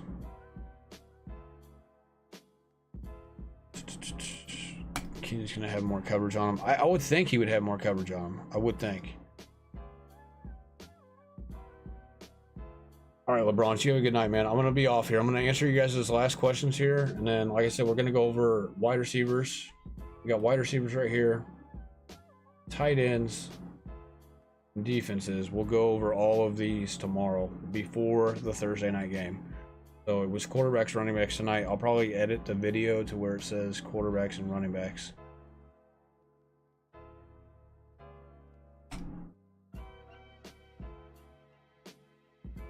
Certain people argue that when fantasy startable receivers get injured, Then the next startable receiver will be those who take. That ridiculous. Is that ridiculous? Just depends. It's different for different teams. I would say it just depends on the team. So when fantasy startable receivers get injured, then the next startable receiver will take those targets. So like if you're talking about like Quentin Johnston, right, for instance, or even Josh Palmer, you're talking about comparing the targets that go around the Mike Williams and how is that going to go to like Quentin Johnston and Palmer. I think you're going to see a little bit of a split. So I don't think like Palmer's going to get all of Mike Williams' targets. I don't think Quentin Johnston's going to get all of Mike. I think it's going to be a little bit of a split. You might see more go to like Donald Parham or Gerald Everett, to be honest. I think Keenan Allen is still going to kind of get his, 8 to 11 targets a game. Obviously, he had like 20 or whatever the heck it was this past week. That's a little bit of a one-off week. He's not going to get 20 every single week, but Keenan's going to get his. As far as the Mike Williams targets, you're going to see a little bit of it go to Palmer, I think. Mostly, they're going to use Quentin Johnston as a deep threat guy. I think Quentin Johnston's not going to see a ton immediately the first few weeks. I mean, they got the bye week next week, but like this week, you're not going to see a ton of targets, I don't think. You're going to see him running deep routes, and he's going to be a big player, kind of bust kind of guy, I think, this week. And then you could see a little bit more of like Gerald Everett or Donald Parham, especially Donald Parham in the red zone, obviously. I think that's what you're going to see. How would it be ridiculous? There are numerous examples of it. What are we talking about, Reese? Are we talking about Keenan or are we talking about Danny Dimes? Yeah, I was just asking since he was saying it would hurt Keenan because a lot of people have told me it should help him. It could go either way, man. It could go either way. I mean, you look at last week, like Waddle not being out on the field, it didn't hurt Tyreek, but it did help. It did help the running backs. You know what I mean? I think Waddle coming back is going to hurt like a little bit of A-Chain and Mostert's production. You know what I mean? It's not going to hurt it, but it's going to like. It's gonna hurt one of them. I don't think A-Chain and Mostert can both eat when Waddle comes back, for instance. I really think it's more of a correlation between receivers and running backs versus receivers like receivers for receivers. So Keenan Allen is probably going to be all right. Like when that guy was asking about Keenan Allen and Diggs, I don't know if I'm trading Keenan Allen or Diggs just because Mike Williams got hurt. I think Keenan Allen will be fine. I would be more worried about injury, like Keenan Allen, like tweaking his hamstring again, like he did last year, than I would defenses cracking down on him because there's no Mike Williams. Let's just put it that way. I think running backs are more affected because of like when Eckler comes back healthy with no. I mean, I don't think it was going to matter anyways, but definitely with no Mike Williams, like you're going to see Eckler really start to get the ball. I think like quite a bit. Keenan Allen's still going to get his, but I think you're going to see Eckler. I mean, Eckler was probably going to get his, his targets and stuff, his volume regardless. But I was going to start Danny Dimes because of the matchup, but I saw Christian Watson playing, so I was conflicted. I think Christian Watson's going to be limited tomorrow, man. They said he's going to play. I think he's going to be limited, though. I'd be shocked if he played like 80 or 90% of the snaps, if I'm totally honest. How confident are you in A-Chain over Rashad? I normally value guaranteed usage higher, but explosion play potential for A-Chain is hard to ignore. They do have a tough matchup, in my opinion, against the Buffalo Bills. The Buffalo Bills shut down Jacobs, of course. Granted, Jacobs' offensive line is nowhere near as good as the Dolphins' offensive line is. Would Everett be worth a pickup? My tight end is Pitts. Anybody other than Pitts would be worth a pickup, bro. I think Pitts is a lost cause this year again. I didn't draft him, and I don't even think I took him like once or twice in best ball. I didn't take Pitts that much, and I don't have him in my main leagues at all. But I'd be trying to work my way into like Laporta, Musgrave, even Kincaid. Even though Kincaid had a bad week this past week, I'd be trying to work my way into one of those guys. I don't know if I'm working my way into Everett though. I mean, Everett's I think a better option, but Everett's I don't know, guys. Tight end is so weird this year. It's like if you don't have Hawkinson, Kelsey, and Kittle and Laporta, if you don't have either one of those guys right now, or if you didn't have Hunter Henry the first 2 weeks, it's like a crapshoot at tight end right now, man. It really is. So going back to this one, Achane and Rashad. I'm not super confident in it. Like I said, they're neck and neck. Like Rashad would be right here. So we're talking 24 and 25. Like we're talking about the 24th and 25th ranked guys. Because these would be my ranking on down for this week. Rashad, Pacheco, these guys would be ranking straight down for the most part after Achane. So I'm going to say, if you think it's a fluke, and if you think maybe he is going to come back down to earth, guys. He's not going to go get 60 points again this week, or 70 or whatever it was. It was like 70 in one of my leagues. I think in my normal league, my happy PR is like 57 or whatever. He's not going to go get you guys that this week. I promise you. If he does, I'd be shocked. But there's a chance he could get you like 10 to 15 though. I think 10 to 15 is not out of the question, and that's a solid week. And that's like I'm talking half PPR. Like he gets you about a 10 to 15 solid half PPR points, I think. He's probably got a score, but let's see here. Let's really break it down here between Achane and like Mostert. Achane played 41% of the snaps. Mostert played, I think it was like 50 something. 51% of the snaps. You got to think they didn't really play much in the fourth quarter. Well, Achane actually did play in the fourth quarter, now that I think about it.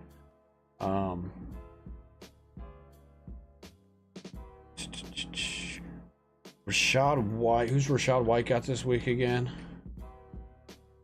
He's got New Orleans. New Orleans has been solid. I'm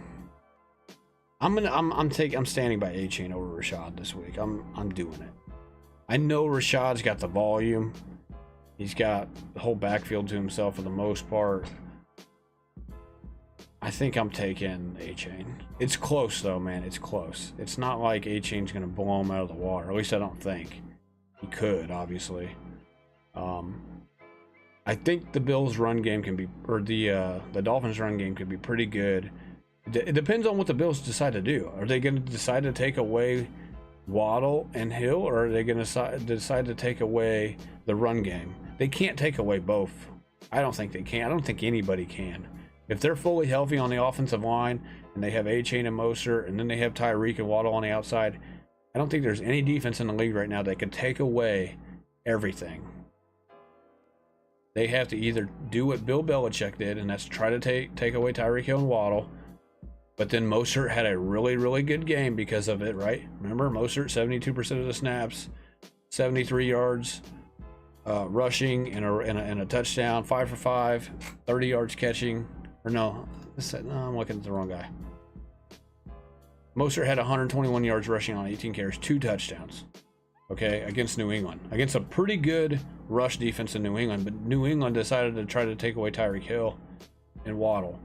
So it really just depends on what the Bills decide to do. If they decide to take away the run game, you could see a big game for Tyreek Hill or Waddle, or both. If they decide to take away the passing game, Achane and Mostert could probably both come away with like 80 yards rushing apiece and a couple of catches apiece. You know what I mean? Maybe one or both of them fall in the end zone. Thinking of picking up Achane because I have Mostert, and I think having both of them guarantees one elite back going forward. Thoughts? I'll let you sleep, stop stressing you, keep up the work. Yeah, I wouldn't be against that, Jesus. I would not be against that at all. I mean, you can never have enough firepower, especially at running back, bro, in fantasy. I tell people that all the time. You can never have enough firepower because you don't know when injuries are going to occur. And if one of those guys get injured, the other one's going to be really, really good. Yeah. Trading for him, I mean, sorry he's not on the waivers. Yeah, I would reckon you may not even be able to trade for him now, dude. It depends on who owns him and how high they are on him. Kind of overthinking this trade. My wide receivers are Smith, Puka, Amari Cooper, London, Flowers, and Dell. Was looking into packaging a receiver with Ford to try to get Ridley. Should I get Puka at Ford for Ridley? Why are you trying to get a receiver, bro? You got Smith, Amari. I like Flowers and Dell as a solid wide receiver number 3, like a flex option. You could really play both of those guys any given week. If you wanted to go Puka and Ford for Ridley, I would say, yeah, if you want to do that, I think it is a little bit of an improvement, maybe, depending on your running backs. Who are your running backs other than Ford? Like, if you give up Ford, are you good at running back? You know what I mean? Like, what is your depth at running back if you're giving up Ford? Like, do you have 2 solid options at least after Ford if you give him up? Puka, guys, I hesitate to give you guys advice on Puka and whether or not to move him or not, because Puka is going to be really good if Cooper Kupp comes back and he re-injures his hamstring, okay? I'm telling you guys that right now. He's going to be good for the rest of the year if that happens. If Kupp comes back fully healthy week 5 and he plays out the rest of the season, you're going to wish you should, like, you're going to wish you sold Puka either this week or last week. I can't predict the future, so I don't know what's going to happen. I hesitate to tell you guys to move Puka because a hamstring issue is no joke. He's already aggravated it one time. He aggravated it and then he re-aggravated it before the season. So this could, I know he had 4 weeks off or whatever. He's had the first 4 weeks off. That may not be enough time, guys. Remember, and this is why I hesitate to tell you guys to move Puka, because I do like Puka, but I don't like him if Kupp comes back and he ends up playing the rest of the year. I think Puka's gonna, you're gonna wish you would have traded him like whenever you could have got like Devontae Smith for him or something like that, like a 2nd round pick for him.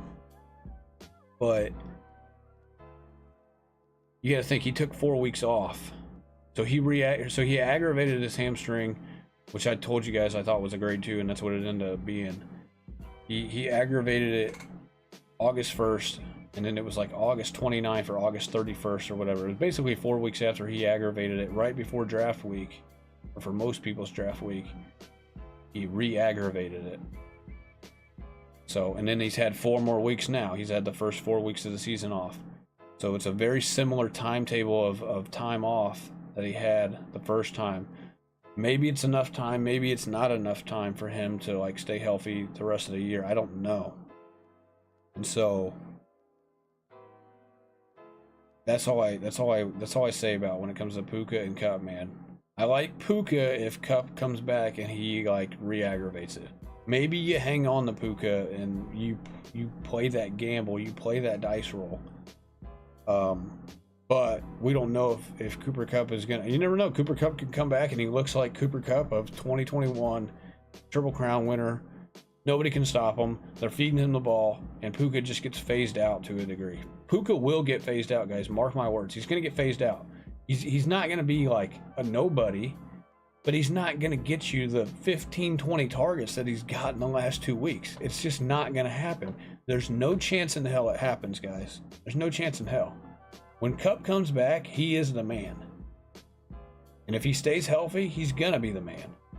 Puka's going to get you 1, 2, maybe 3 or 4 catches, depending on the week. But that's probably about it.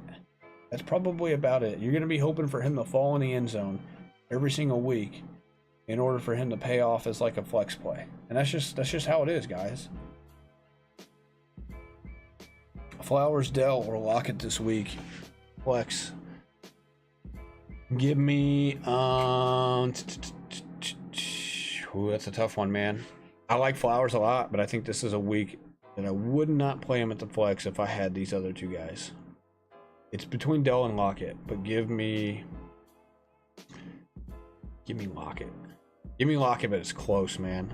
I wouldn't knock you if you went Dell, bro. My running backs are Pacheco, Kamara, Ford, Achane, and Roschon. So your wide receivers are Smith, Puka. Your running backs are Pacheco, Kamara, Ford, Achane, Roschon. Ugh. You need to get a running back, bro.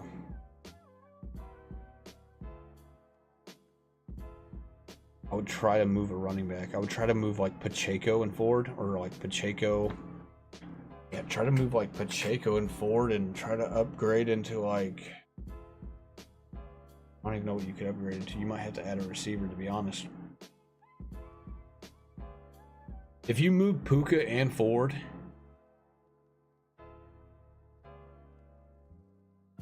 I would be trying to get a running back, bro, because you got Kamara. I don't like Pacheco, dude. I'm sorry, bro. I just don't like the guy. He plays in on an offense that just, he's touchdown dependent, bro. He's touchdown dependent. He got his touchdown this week, I believe, right? He's touchdown dependent, guys, week in and week out. Pacheco is touchdown dependent. He got his touchdown this week, 62 yards. I mean, like, I'll show you guys this, dude. It's funny too, because somebody drafted this guy in round 2 of one of my leagues for some reason. This is Pacheco, bro. You see this usage right here? You see all the red? I don't like this guy. I'm a Chiefs fan, guys. I live in Kansas City. I got a Kelsey jersey behind. I live in Kansas City, dude. I'm a diehard Chiefs fan. I've been a Chiefs fan my whole life. I don't like Pacheco in fantasy. He's touchdown dependent. You see this right here? 1 touchdown. You see the games he didn't have a touchdown? He's just mediocre. He's touchdown dependent, bro. He's not going to run for 100 yards most weeks. He might get you 1 or 2 this year, maybe.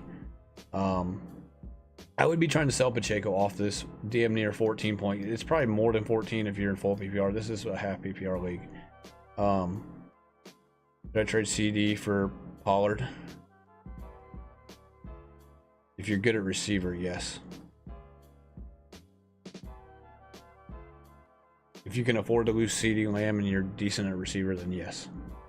Like I'd be trying to package like Ford, Pacheco. I would hold on to A-Chain and Kamara and Roshan. Package Ford, Pacheco, and Puka and go get Bijan. You know what I mean? Go get Pollard. Go get Pollard right now. Pollard's not really, he didn't really have the best week. You know, 15 points, 16. A lot of these people that drafted Pollard are expecting like 20 plus, 25 plus right now. I'm not saying you can buy him low because you can't, but you can maybe get him for that package, or you know what I mean? Go get Pollard. Go try to, I would go get Walker, but I wouldn't give up that. I would give up Ford and Pacheco for Walker straight up. If you could do that, take it and run. Maybe you would have to package Pacheco and Puka to go get like Walker. I would do that as well. I don't feel like you need a receiver, Tingley. You got Smith, Puka.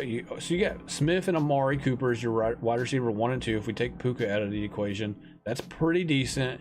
You got Flowers and Dell and London as your wide receiver 3s. I don't think you need to go get Ridley, bro. I don't think you need to. I think you need a running back.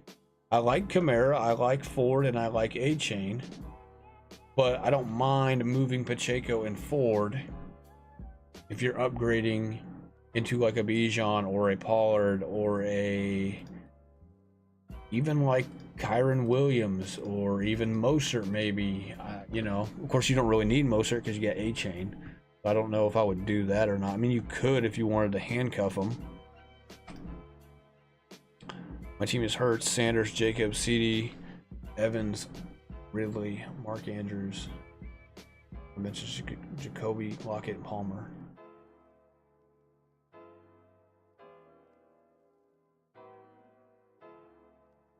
Got you. Thanks for helping us out. Prayers. Yeah, I think you need to go get another. I mean, I don't mind Kamara and A-Chain as a 1 and 2, but I'd like to have another guy in front of them just in case. And a guy, but there's a chance you could upgrade Pacheco off this week.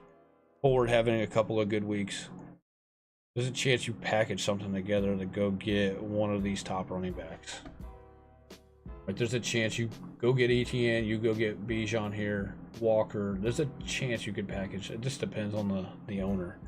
They may, I mean, you might have an owner out there that just won't get rid of those guys for anything. You could give them Tyreek Hill and freaking Justin Jefferson and freaking A-Chain, and they wouldn't give you Bijan. You know what I mean? There's certain people out there that are like that. But what are you thinking to improve? Is CD for Pollard the right move? I think so. I think so, Check. Because You still got Evans, Ridley. Lockett probably turns into your wide receiver 3. You got Jacoby Myers as well as a wide receiver 3, and Palmer. That's not bad. You are losing a little bit. I'm not gonna lie, dude. You're losing a little bit in CeeDee Lamb, but I think you're gaining so much more with Pollard. So, and you got Sanders and Jacobs. Pollard would be a solid option to have in front of both of those guys in case something happens. So, if I had your team and somebody came to me and said, "Hey, I'll give you Pollard if you give me CeeDee Lamb," I'd be like, "Sure." I'd be like, "Yeah, I wouldn't even hesitate. I would do it. I would do it. Check it." So, especially considering, you got Sanders and Jacobs, you're a little bit light at running back. I know Jacobs hasn't panned out for you. You are gonna hurt at receiver a little bit, but I think Pollard's gonna make up for it. Pollard's a beast, bro. Pollard's a beast. Pollard's could be the running back number 1 when it's all said and done. I know CMC and Walker and Bijan have a little bit of a head start on them, kind of, but nobody's getting more red zone touches right now than Tony Pollard. Nobody at the running back position. So Pollard is gonna. It's only a matter of time before he goes and gets you 30 or 40 points in a week. It could be coming this week. So yeah, go do it. Out of Sutton, Tank Dell, Nico Collins, Pickens, what 2 are you starting? Allen, Keenan Allen's at wide receiver 1. Okay.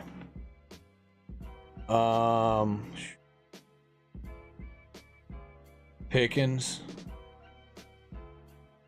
and it's a coin flip between Collins and Dell. Which one's gonna have the big week? You know what I mean? I'm gonna say. Let me think here.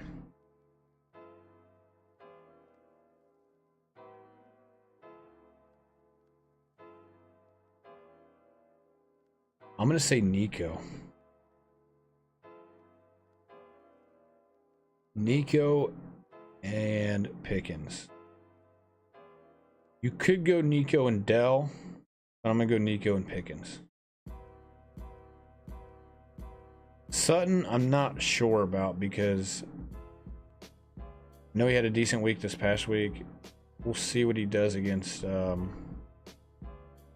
see what he does against Chicago. I'm not saying he's gonna have a bad game, but he could maybe this is a week where Javonte and Judy maybe shine a little bit more this week. You know what I mean? It seems like a lot of the good, like bigger receivers had success against the Steelers defense. Think about Adams had pretty good success, obviously. A bunch of fantasy points this past week on Sunday Night Football against the Steelers defense.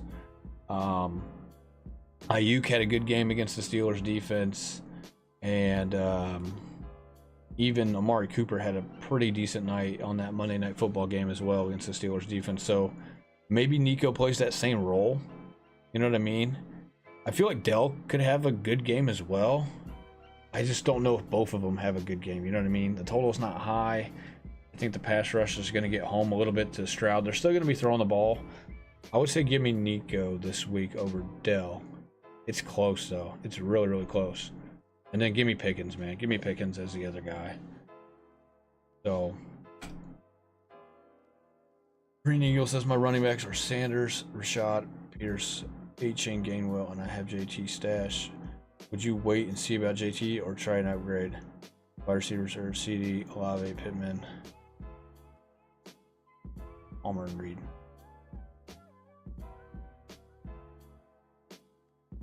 So you have to start Achane this week, and then the other running back you're starting is Sanders. Okay.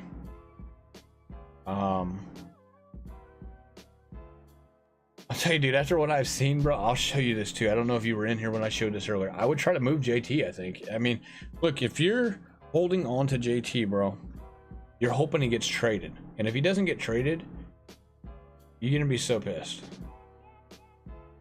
Once again, here is what I seen today. Right here. I'll highlight it for you. Colts running back Jonathan Taylor, quote, still doesn't want to play for the Colts. And the Colts, quote, still don't want to give him a long-term contract, per ESPN's Dan Graziano, ESPN. I seen this morning. I was like, oh my goodness, dude. And I don't own this guy. I don't have him stashed on my bench like you do. The trade deadline isn't until like Halloween, is what somebody told me. Halloween is whenever the trade deadline is. It's like right around Halloween, the end of October. They could maybe, like, I'm telling you guys, man, and especially the way Moss is playing, you may not see JT take the field until they trade him, and they may not even trade him until the end of the deadline. They may not trade him until the end of October. And if that happens, you're talking about week 8 or week 9, okay? And he's supposed to come back next week. Or he's supposed to come back, next week, week 5. So you're talking about maybe missing week 5, 6, 7, and possibly, you're talking about maybe missing 3 or 4 more games if, you know what I mean? If this freaking circus that's going on keeps playing out. And maybe the Colts decide to fuck him, you know, for a lack of a better word. They try to screw him, and they just decide not to, like, trade him until the last minute. Or maybe they play out this trade scenario as long as they can until they get the exact offer that they want. You know what I mean? They play hardball with these teams because they want a first round pick for him, even though they don't view him as a first round type of player because they don't want to pay him first round player money. You know what I mean? And so I'm off of this guy, dude. I've been off of this. I know there's people out there telling you to stash him. There's other streamers out there that want you to stash him, this and that. I think it's a safer route to trade him to somebody now and actually get really good value. I mean, you got to get good value for him. I'm not saying go out there and trade him for, Chris Godwin. I'm not telling you to go out there and get somebody like Chris Godwin or DJ Moore for him. If you could buy into, like, ETN somehow, even if you have to give up another like a receiver to go with him that's not as good, you know, and you can buy into like an ETN or buy into like a Kenneth Walker somehow, you know what I mean? I would do it in a heartbeat, because this right here is not good news. This means the only way he's even going to come close to panning out is if he gets traded, and he's got to go to a good team that uses him well. So maybe the Ravens, maybe the Chiefs, who knows, you know what I mean? I feel like that would be a long shot, but I'm telling you guys, man, trade him, you idiots. Like, you see all the comments, right?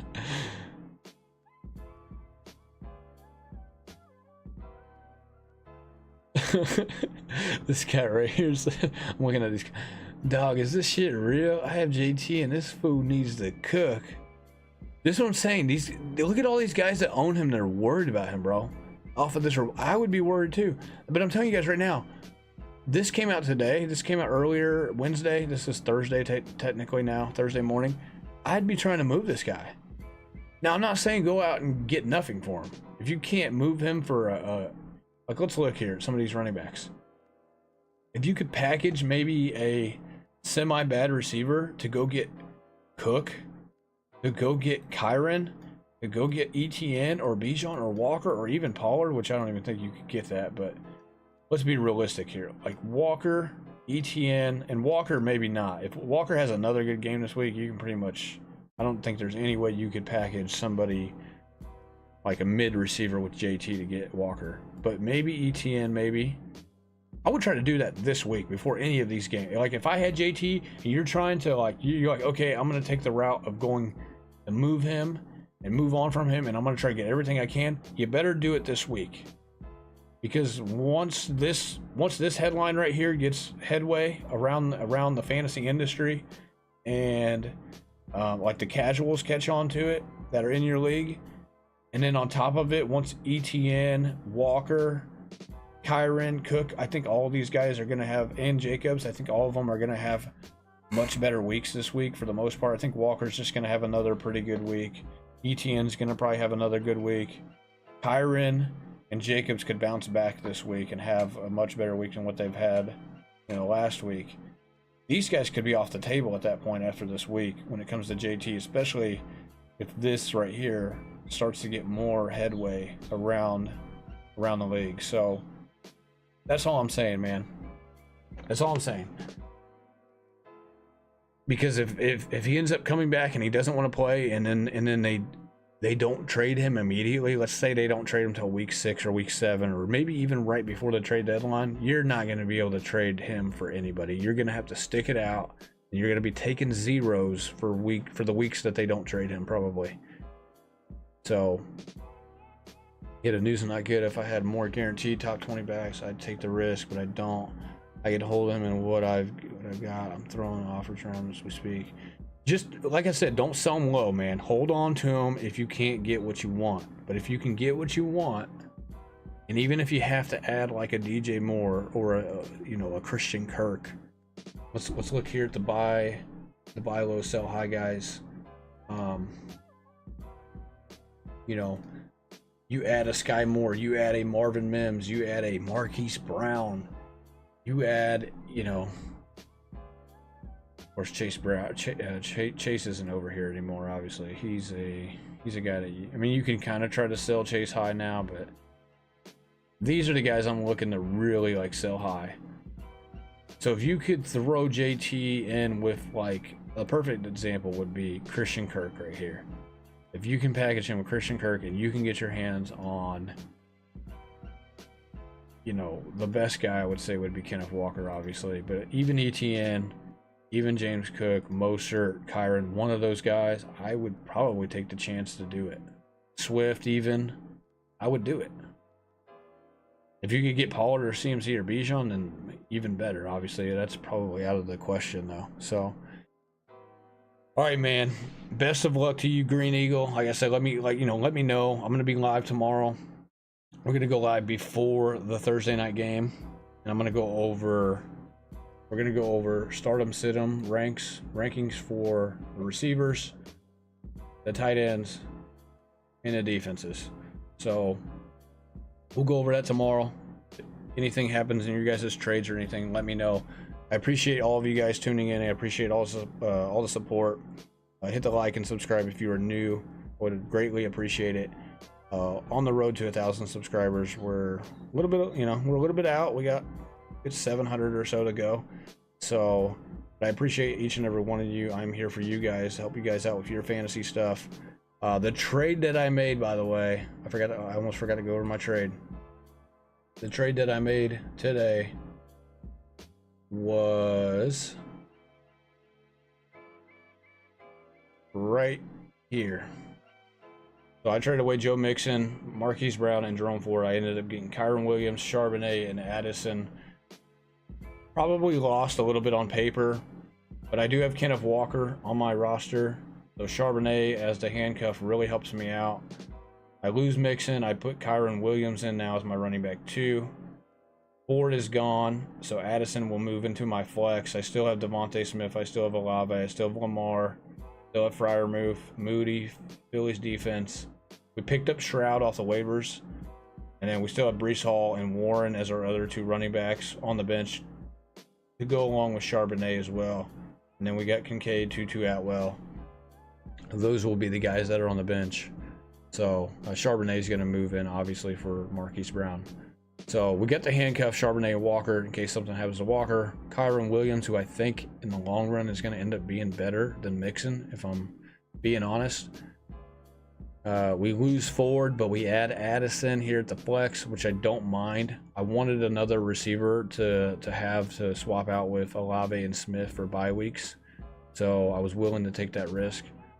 And so I don't mind it, man. And we still got Tutu Atwell on the bench as well. And then we got Breece Hall as our 3rd running back on the bench. We're just going to have to play the be patient game with Breece Hall. So, all right, last question. Would you trade Pittman, Connor, and Pacheco for Debo and Hawkinson? Yeah, I probably would. If you're looking to upgrade at tight end, I would. I feel like I would want more than Debo, though. You know what I mean? I feel like I would want. Man, it's a tough one, Kevin. It's a tough one because I do like Pittman a little bit, and I would like to trade Connor and Pacheco on the high, but I feel like you could get more. You know what I mean? I feel like you could buy into like Devontae Smith. Maybe Debo ends up being better than Devontae Smith. We'll see. The thing I worry about Debo the most is him getting injured, which he's injured right now. You know what I mean? So I do think Hawkinson is obviously an upgrade at tight end, unless you have like Kelsey or somebody. But if you're super deep at running back and Debo becomes your third wide receiver, like if you have two other receivers better than Debo, then I would say do it, obviously. So yeah, man, that's the trade I made right here. Mixon, Brown, Ford for Kyren Williams, Charbonnet, and Addison. I think it's, I probably am getting a little bit lesser than, the lesser side on paper, but I think in the long run it's going to be okay. And I think it's worth it to get the, handcuff for Walker. I do feel like Kyren Williams is better than Joe Mixon. Maybe a lot of people don't agree with that. And although I'm losing Ford as a third running back, I still have Breece Hall on the bench. I'm getting Addison as a third receiver, which I feel like I really, really need. So I don't mind the trade. Don't mind the trade. We did okay this past week. We got let's go to the league here. I had 127. I ended up getting like 4th place, I believe. We creamed the guy that we were matched up against, even though matchups don't matter. Like total points is what matters in this league, so it really doesn't matter that you beat the guy that you play. We beat both of these guys. We beat both of these guys. We beat this guy barely, but this is the guy that won. 160, 142 beat me. We beat this guy, and then this guy beat me. So we lost to these 3 guys right here. So we're still trying to make up ground. We're sitting in like 5th place overall as far as point total goes, and we're not too far behind. So yeah, JJ Waddle and Christian Watson, Pitt Murray. Okay, then do it. Then do it, Kevin. I don't mind it. Then do it. So, all right, man. I'm out of here. I appreciate each and every one of you guys. I gotta go get this cat some water. She is freaking out right now. I will catch you guys tomorrow. We will do. Like I said, we're going to go over the wide receivers, the tight ends, and the defenses, man. I appreciate each and every one of you guys. I will catch you guys tomorrow. Have a good night.